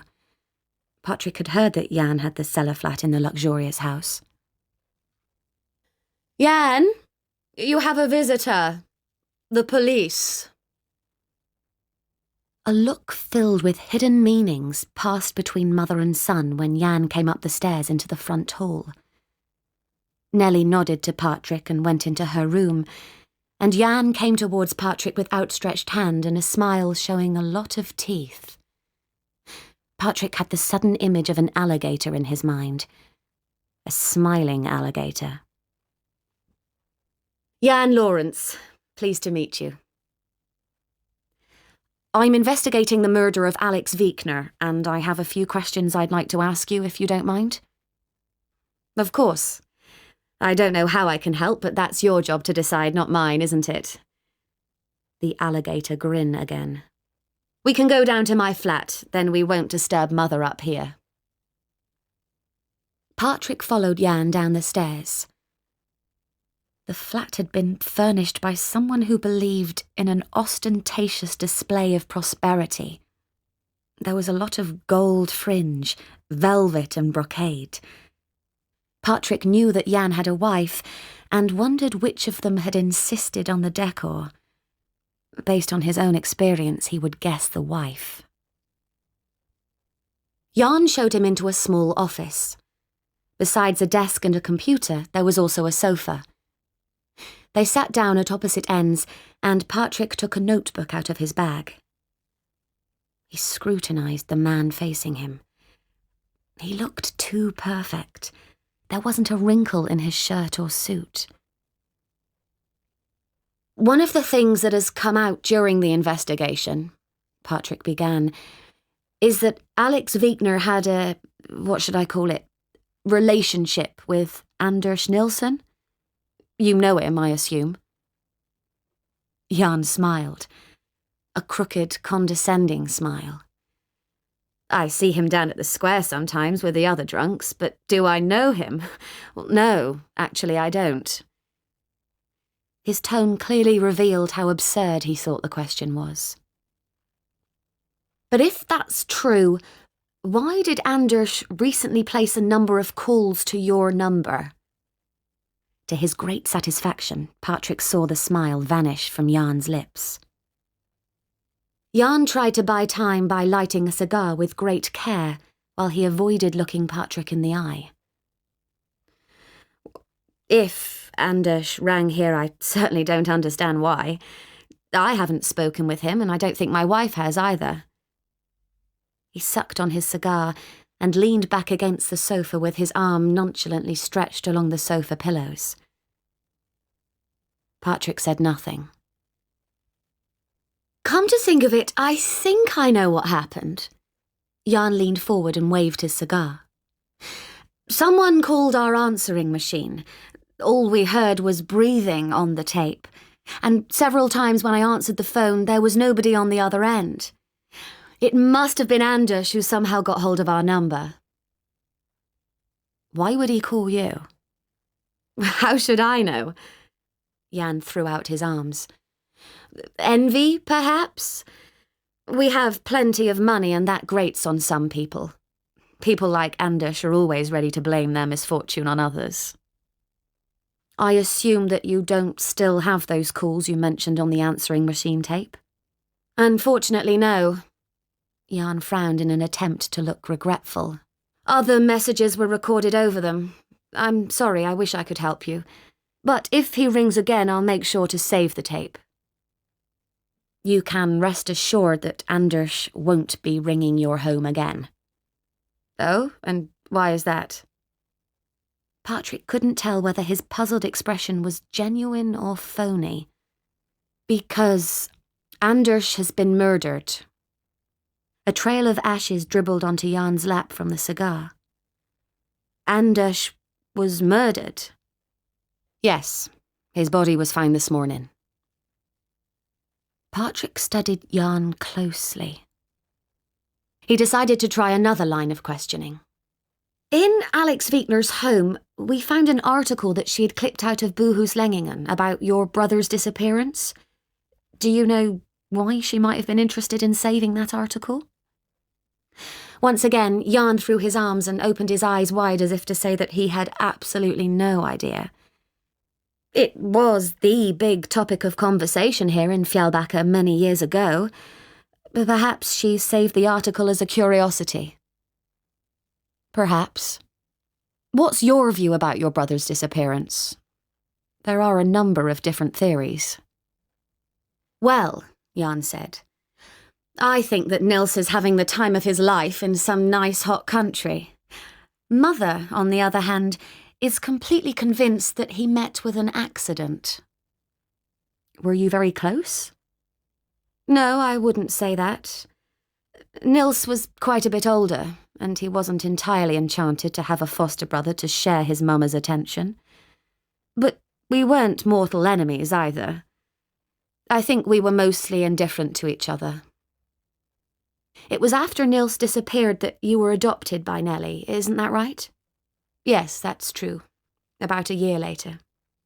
And it came with half the kingdom. Yes, one could perhaps say that. There was only a bit left of the cigar, and it was threatening to burn Jan's fingers. He stubbed it out brusquely in a gaudy ashtray. I beg your pardon for taking up your time unnecessarily. Patrik stood up and held out his hand. Jan also stood and shook Patrik's outstretched hand. No problem. No problem at all. It was nice to meet you. Ingratiating as hell, thought Patrik. He followed Jan up the stairs. The contrast was sharp when he reached the extremely tasteful furnishings of the main floor. Too bad, he thought, that Jan's wife never got the number of Nellie's interior decorator. Inside the door of the station, Patrik stamped off the snow that had collected on his shoes. He went straight to Annika's office. She was clearly waiting for him. "Shall we begin?" Annika didn't wait for Patrik's answer, but began to read from her computer screen. "Now, let's see. I started with the time of Alex's death and worked backwards. Everything seems to add up for the time she lived in Göteborg.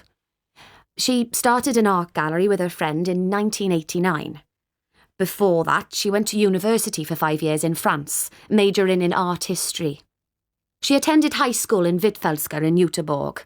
She was no brilliant student, but no slouch either." Annika paused and looked at Patrik, who was leaning over and trying to read ahead on her screen. She turned it away from him a little so he couldn't read her discovery prematurely. "Before that, it was a boarding school in Switzerland. She went to an international school, L'École de Chevalier, which costs a fortune." Annika put great emphasis on the last phrase. "But," Annika said, "that's not even the most interesting thing. According to the Culgrain family statements, Alex started boarding school during the spring term of 1977. According to the school's register, she didn't start until spring 1978. Annika leaned back in her chair triumphantly and crossed her arms. "Are you sure?"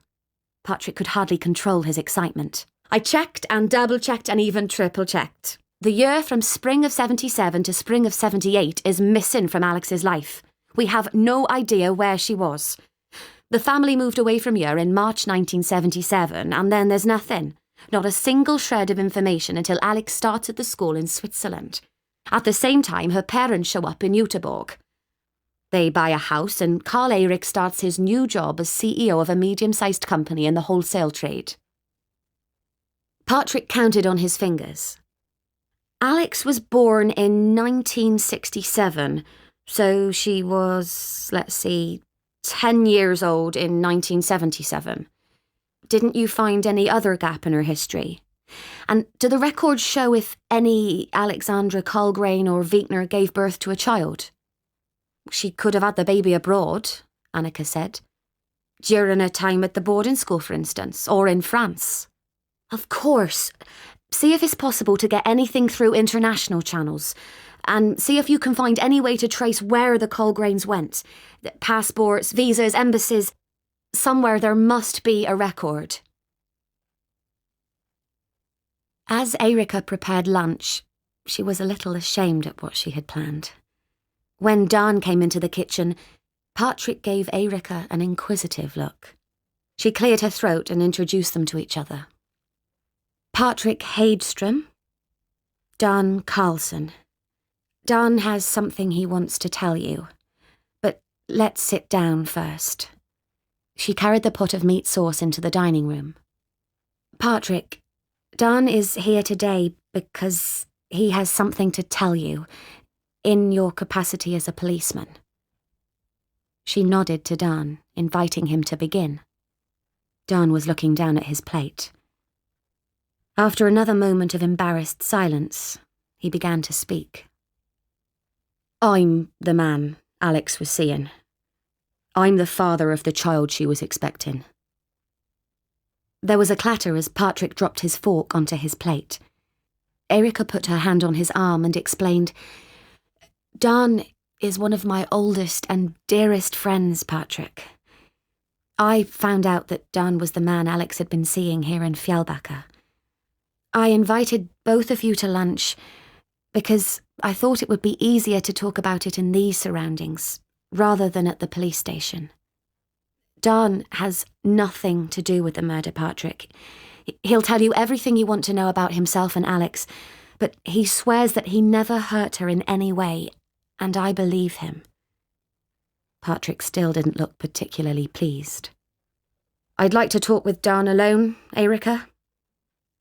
She went out to the kitchen to wash up. She could hear their voices rising and falling. Dan's dark, deep voice and Patrik's somewhat lighter one. The discussion occasionally sounded heated, but when they came out to the kitchen after almost half an hour, Dan looked relieved. Patrik still looked stern. Before he left, Dan gave Erica a hug and shook Patrik's hand. "I'll let you know if we have any more questions," said Patrik. "You might have to come in and give a written statement as well." Dan only nodded mutely and left after a final wave to them both. The look in Patrik's eyes did not bode well. "Don't ever do that again, Erica. We're investigating a murder and we have to do everything the proper way." "Do you think that you can ever forgive me?" She pouted as seductively as she could. He looked into her eyes. "You're forgiven this time, but don't ever do it again, do you hear me? Now, I think we should heat up the rest of the lunch in the microwave." Arm in arm, they went back to the dining room. Alex Tregear was reading The Ice Princess by Camilla Lackberg. The translator was Stephen T. Murray. The Ice Princess was abridged for radio by Alison Joseph and produced by Gemma Jenkins. How will the story end? Find out when Alex Tregear reads the concluding part of The Ice Princess by Camilla Lackberg tomorrow at 9:30. That's it from me for a couple of hours. Harriet is standing by at the 4Extra Comedy Club. I'll be back after that with Marcy Kahan's highly improbable Second World War espionage adventure featuring a highly improbable spy. Noel Coward goes undercover in heroic style in Blythe Spy. That's at midnight. I'll see you then.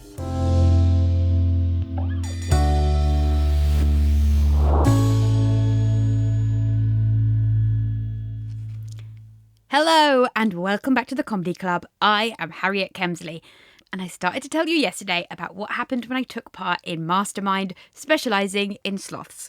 Here's a quick spoiler. It didn't go great. I really got myself into a tiz about it. To be fair, it's a very intimidating atmosphere and I got there and they put you in this studio and it's so cold physically and emotionally and the host turns on you and they have scary music and lights and they said, "Okay, Harriet, come to the chair." And I walked over and they said you had to say your name, your profession and your chosen subject. So they said name and I said Harriet Kemsley and they said profession and I said comedian and they said charity and I said sloth. And then they had to say, "No, you've got to go back. You've got to do it all again." So then the general knowledge started and I completely lost my mind. I was trying to field the questions, but I couldn't get on top of it and he just didn't stop. So it was chaos. He was like, "What's the name of the connector between the heart?" And I screamed, "Blood." Then he said, "What's the name of the character behind the famous haircut from the show Friends?" And I screamed, "Jennifer Aniston." So you could see where my brain was going. It just absolutely was not going in the right place.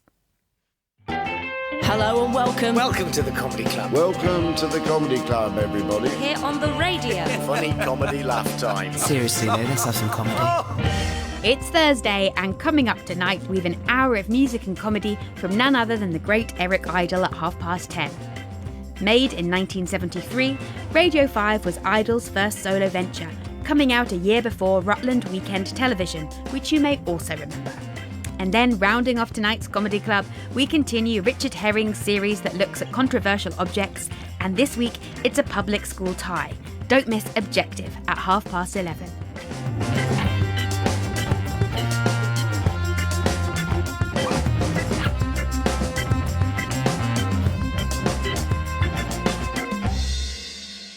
But first tonight, we've another instalment of masterful storytelling as we meet David Sedaris. Ladies and gentlemen, meet David Sedaris.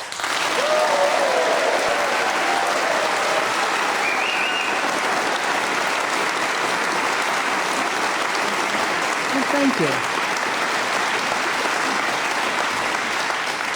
Thank you so much for coming. This is an essay called My Corona. When the coronavirus first came onto my radar early in 2020, I wanted nothing more than to get it.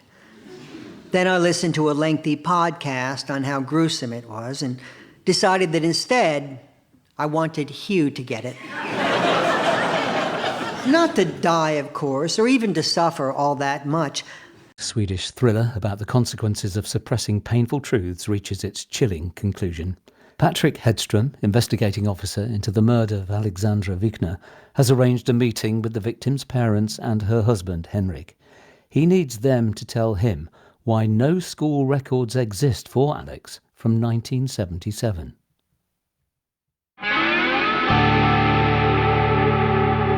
The Ice Princess by Camilla Lackberg. Part 5. Patrik gave Birgit an apologetic look. "I'm sorry, Mrs. Colgrain, but I have to ask once again. Where were you during the year between spring of 77 and the spring of 78? With desperation in her eyes, Birgit turned to Karl-Erik for help. Karl-Erik cleared his throat. "We were in Switzerland, Alex, my wife, and I." "Hush, Karl-Erik, don't say any more." He ignored her. "We were in Switzerland because our 10-year-old daughter was pregnant. She was exploited, raped." He felt his voice break. Birgit refused to even look at him, but now there was no turning back. "We could tell that something was wrong, but we didn't know what it was. It wasn't until she was in her 4th month that we discovered she was pregnant. We should have seen the signs earlier, but who could believe? We couldn't even imagine." "Karl-Erik, please."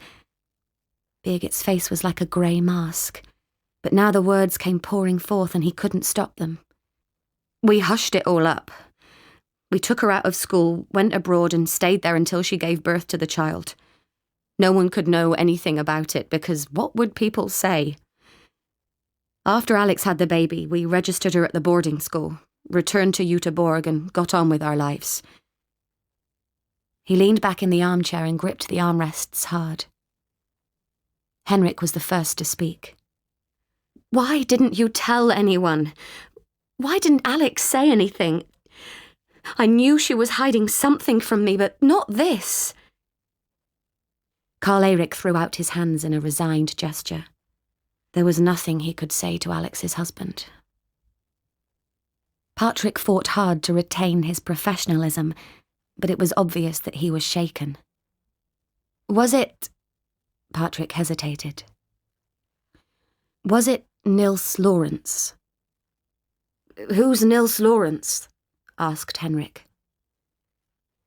Birgit answered him with steel in her voice. "He was a teacher at the school. He's the son of Nellie Lawrence." Karl-Erik closed his eyes. "We never lodged a complaint. When Alex told us what happened, I stormed up to Nellie's house. I had every intention of reporting him to the police, and I told Nellie as much, but Nellie came and talked with me and suggested that we could solve it without getting the police involved," said Birgit as she sat on the sofa, her back straight as a poker. "She said that there was no reason to humiliate Alex any further by having all of Fjällbacka whispering about what had happened. We could only agree. Nellie also arranged a very well-paid job for me here in Göteborg," said Karl-Erik. "We were no better than most people, dazzled by the promise of gold." "How can you say that, Karl-Erik? We were only thinking of what was best for Alex. We gave her a chance to move on with her life." "No, Birgit. We gave ourselves a chance to move on with our lives. Alex lost that chance when we decided to hush things up." They gazed at each other across the coffee table. "And the baby?" asked Patrik. "What happened to the baby? Was it given up for adoption?" Silence. Then a voice came from the doorway. "No, the baby was not given up for adoption. They decided to keep the baby and lie to her about who she was."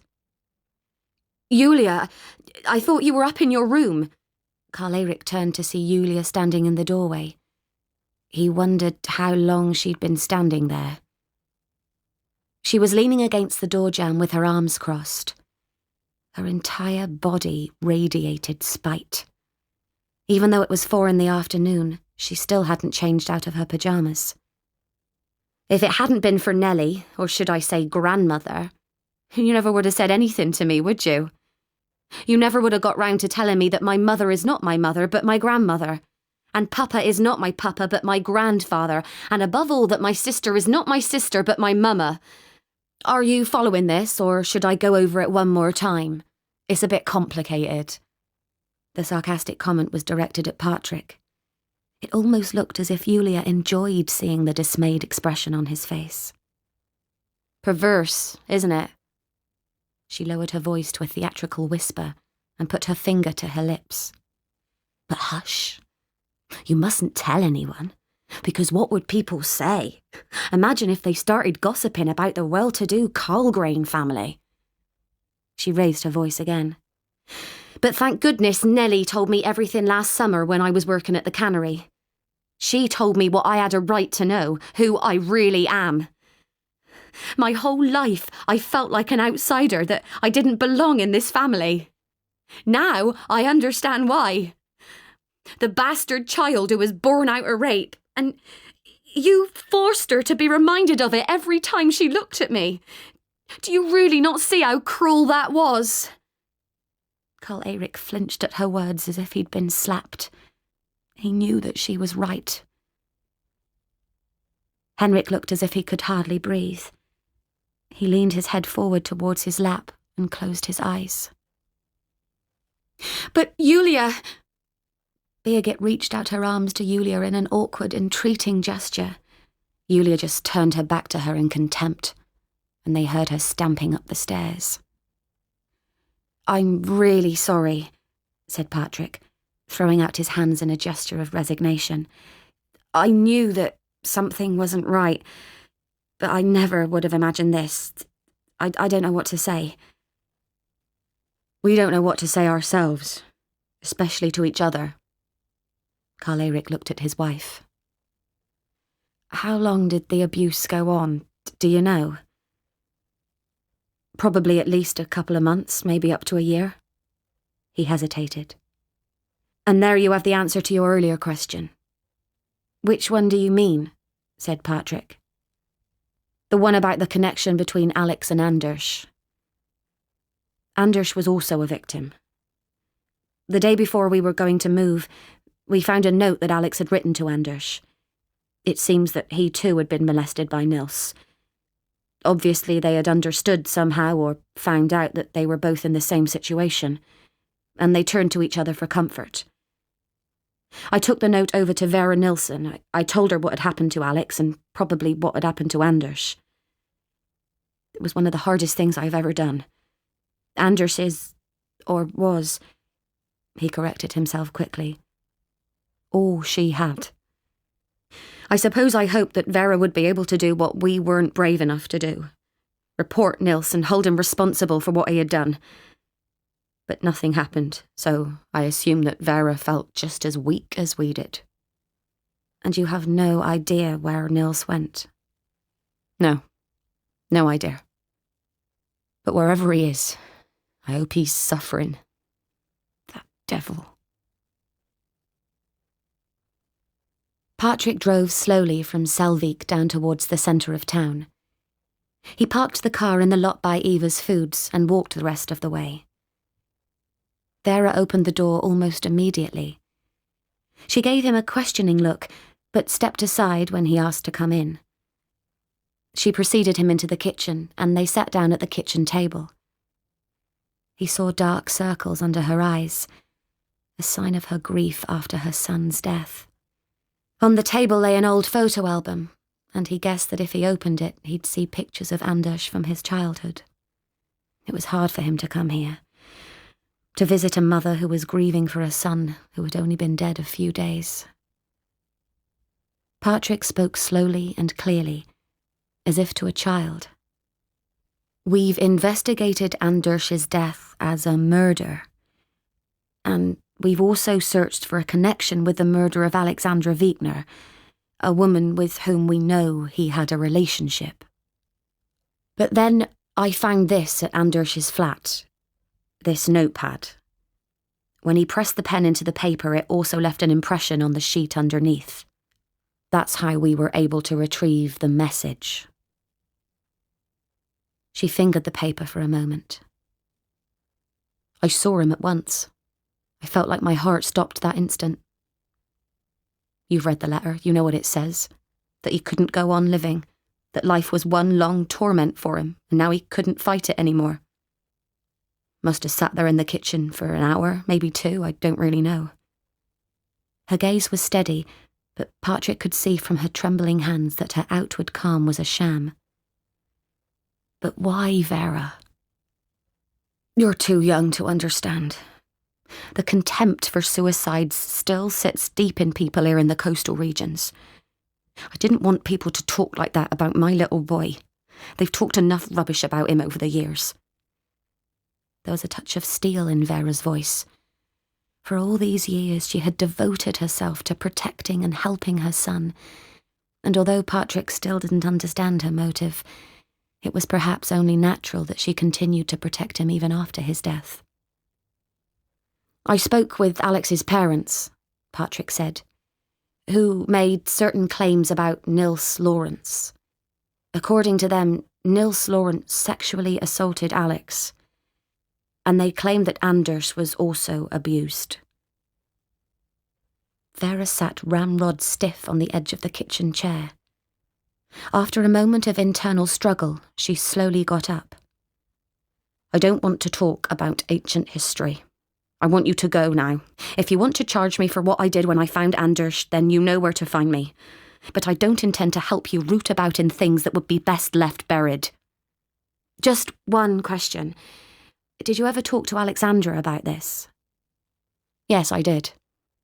I sat there in her house about a week before she died, listening to her naive ideas about coming to terms with the past. Modern drivel, in my opinion. Some things should remain private. I told her that as well. I don't know whether she listened to me, but I hope so. Otherwise, I only had a stubborn bladder infection to show for the trouble of sitting there in her freezing house. And with that, Vera signalled that the discussion was over and walked towards the front door. She opened it for Patrik and said a very guarded farewell. Patrik found himself standing out in the cold again, with his cap pulled down over his ears. He headed briskly for his car. An idea was slowly forming. It was only a small detail, but it might be important. Eilert Berg didn't speak until he had lit his pipe and puffed a couple of times.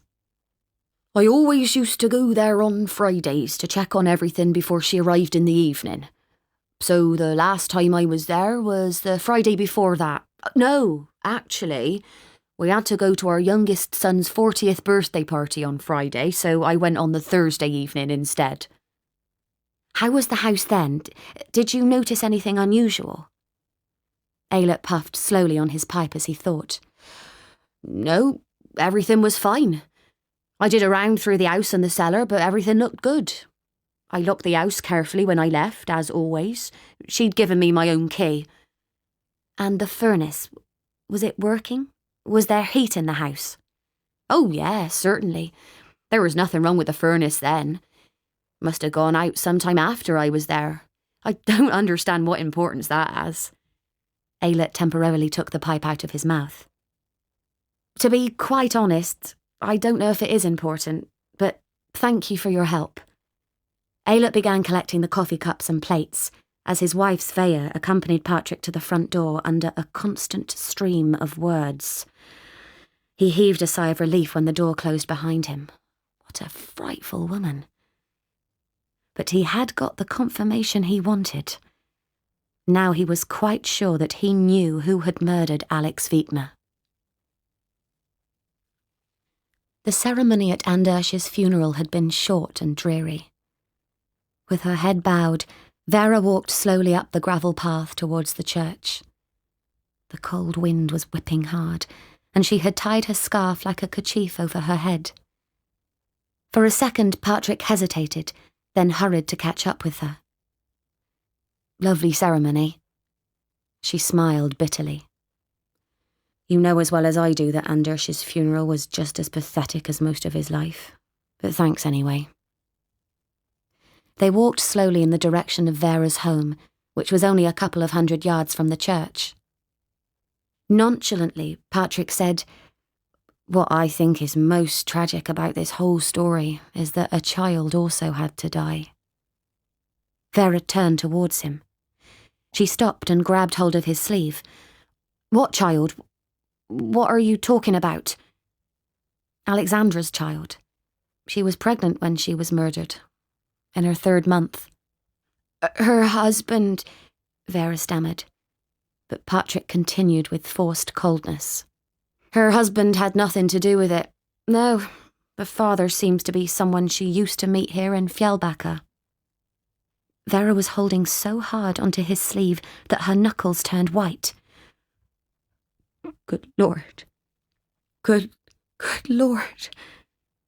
Yes, it's certainly cruel to kill an unborn child. According to the autopsy report, it was apparently a little boy."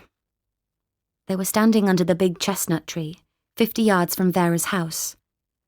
She suddenly exploded into motion, running surprisingly fast for her age, and it took a couple of seconds for Patrik to recover from the shock and run after her. When he reached her house, the front door was wide open, and he cautiously stepped inside. She was pale, and for the first time he saw tears, a glitter in the corner of her eye. Vera sat down stiffly on one of the kitchen chairs. "So I murdered my grandson." In time she would find out the truth, but first it was Patrik's turn. "You lied about being there the week before Alex died. You said that you sat in her cold house freezing, but the furnace didn't break until the week after that, the week she died." Vera was staring into space, and it seemed that she didn't even hear what Patrik had said. "It's strange. It's only now that I actually realised that I took another person's life. Alexandra's death was never very real to me. But Anders's child..." "Why did Alex have to die?" Vera held up her hand. "I didn't know that my silence would eat him away inside and strip him of everything of value. I kept quiet for all those years, but each year robbed Anders of more than the one before. We never talked about it, not even inside these 4 walls, and only now do I understand what it must have done to him." For a second the facade looked as if it might crack. "Over the years, we found a sort of equilibrium.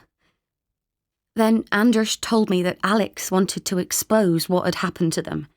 She wanted to clean all the old skeletons out of the closet. I think that's what he said. It felt like an electric shock. That would change everything. Nothing would be the same if Alex dragged up old secrets after so many years. What good would it do, and what would people say?" "So you went to visit her?" "Yes. I went there that Friday evening hoping to talk some sense into her.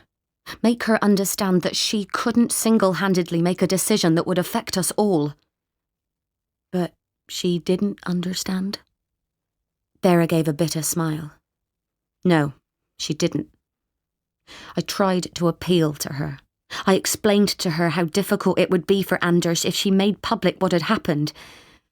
But she looked me straight in the eye and claimed I was only thinking of myself, not Anders. Can you imagine such cheek?"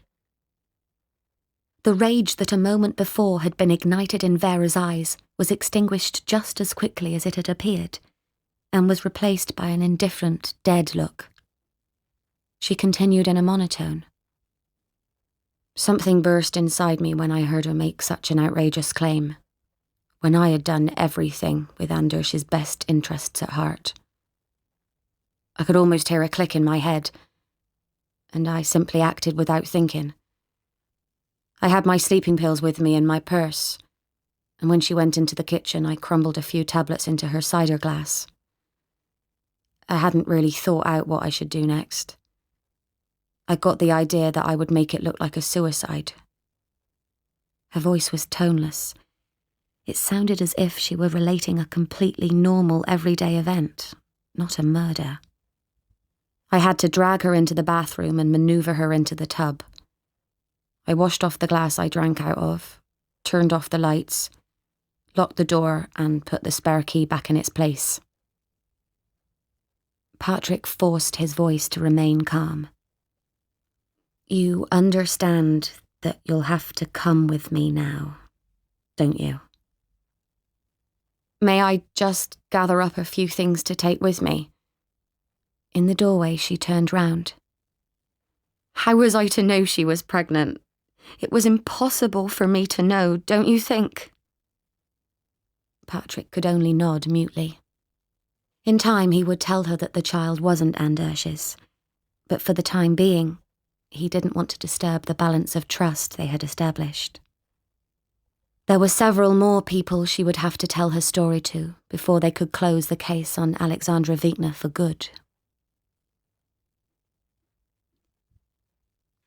I can't believe that Vera would murder Alex so that she wouldn't talk about assaults against her and Anders that took place over 25 years ago. Erica swelled her wineglass meditatively. You should never underestimate the need to not make waves in a small town, said Patrik. I think it was the shame that she couldn't bear. How is she taking it now? Now that she's been exposed, I mean. She's surprisingly calm. I think she was immensely relieved when we told her that Anders wasn't the father of the child, and so she hadn't murdered her unborn grandchild after all. Now she doesn't seem to care what happens to her. And why should she? Her son is dead. She has no friends, no life. Everything has been uncovered and she has nothing more to lose. Only her freedom, and that doesn't mean much to her right now. They were sitting in Patrik's flat, sharing a bottle of wine after having dinner together. Erica closed her eyes. The moment was wonderful and frightening at the same time. Everything was so perfect, and yet she couldn't help thinking that this might mean it would all be downhill from here. She didn't even want to think about what would happen if she moved back to Stockholm. And are you the big hero at the station now? The deep sigh from Patrik indicated that this was not the case. No, you don't think Mellberg would give credit where credit was due, do you? But what the heck? Who wants to see their name in print anyway? I arrested a murderer yesterday, and that's good enough for me. When he left home, Erica was still in bed. He drove towards Fjällbacka and turned off at the sign that said Vedder before parking in the lot. His was the only car there. After 10 minutes, another car parked beside his. The driver stepped out, opened the passenger door of Patrik's car and got in. Patrik left his car idling so he could leave the heater on. It seems rather exciting, meeting in secret like this under the cover of darkness. My only question is why? Jan Lawrence was completely relaxed. I thought the investigation was over. You have Alex's murderer, don't you? Yes, that's true. But there are still a few pieces that don't really fit. I see. What exactly doesn't fit? Jan's face betrayed no emotions. As you may have heard, Alexandra and Anders were molested by your stepbrother Nils. Yes, I heard that. Terrible, especially for Mother's sake. And how do you feel about it? About the fact that your brother was a paedophile and that your mother knew about it and protected him? Jan brushed off some invisible flecks of dust on his lapel. I have a theory, you see, Patrik went on. How thrilling. I don't think Nils molested only Alex and Anders. I think that his primary victim was someone he had within close reach. I think that you were molested as well. For the first time, Patrik thought he saw a crack in Jan's shiny, polished exterior. I found a common link, he said, between the three of you, in your childhood. I saw the little leather patch in your office when I visited you. Anders and Alex saved theirs as well. On the back of all of them there's a smudged fingerprint in blood. Then 3 letters were burned onto the front of the patch. TTM. I haven't managed to decipher that. Perhaps you could help me out on that point. He decided to try to facilitate Jan's decision. Everything we say here today will remain between us. I have neither the energy nor the resources to follow up on something that happened 25 years ago. Then I hardly think I could find any proof if I tried. This is for me personally. I have to know. The temptation was too great for Jan. The Three Musketeers. That's what TTM stands for. We made a pact. With a piece of broken glass, we each made a cut in one finger and mixed our blood, and then stamped the emblems with it. I was the strongest of the three of us. I was forced to be the strongest. Jan lit a cigarette, rolled down the window a crack to let out the smoke, and went on. I was the one who decided that we should solve the problem in our own way. There was no other way out. It was as if a dam had burst. Jan talked at a furious pace. One cold, clear winter day we went out on the ice, my foster brother and I. I had spent many hours on the ice that winter and knew precisely where to take him. Anders and Alex were waiting there. Nils was surprised when he saw them, but he was so arrogant that he never saw us as a threat. We were only kids after all. The rest was easy. A hole in the ice, a shove, and then he was gone. Do you think that Vera found out as well? I'm completely convinced of it. I don't think that Anders would have been able to keep something like that from Vera all those years. Patrik was thinking out loud. So, presumably Vera murdered Alex not only to keep her quiet about the assaults, but because she was afraid that Anders would be indicted for murder. Did you stay in contact afterwards, you and Alex and Anders? No. Alex moved away almost immediately, and Anders retreated into his own little world. Of course, we did see each other occasionally, but we hadn't spoken to each other in 25 years until Anders rang me after Alex's death, screaming and yelling that I was the one who had murdered her. Didn't you know that she had thought about going to the police and telling them about Nils's death? Not before she died, no. Anders told me that afterwards. Jan nonchalantly blew some smoke rings in the car. What would have happened if you had? I suppose we'll never know, will we? He turned to Patrik and regarded him with his cold blue eyes. Patrik shuddered. No, they would never know. Alex Tregear was reading The Ice Princess by Camilla Lackberg. The translator was Stephen T. Murray.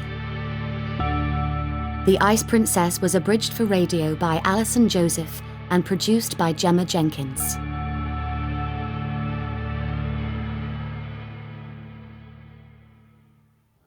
Now, are you planning to be around tomorrow evening at 9 o'clock? It might be worth it to hear more from a collection of classic radio bloopers in Steve Penk's Radio Nightmares.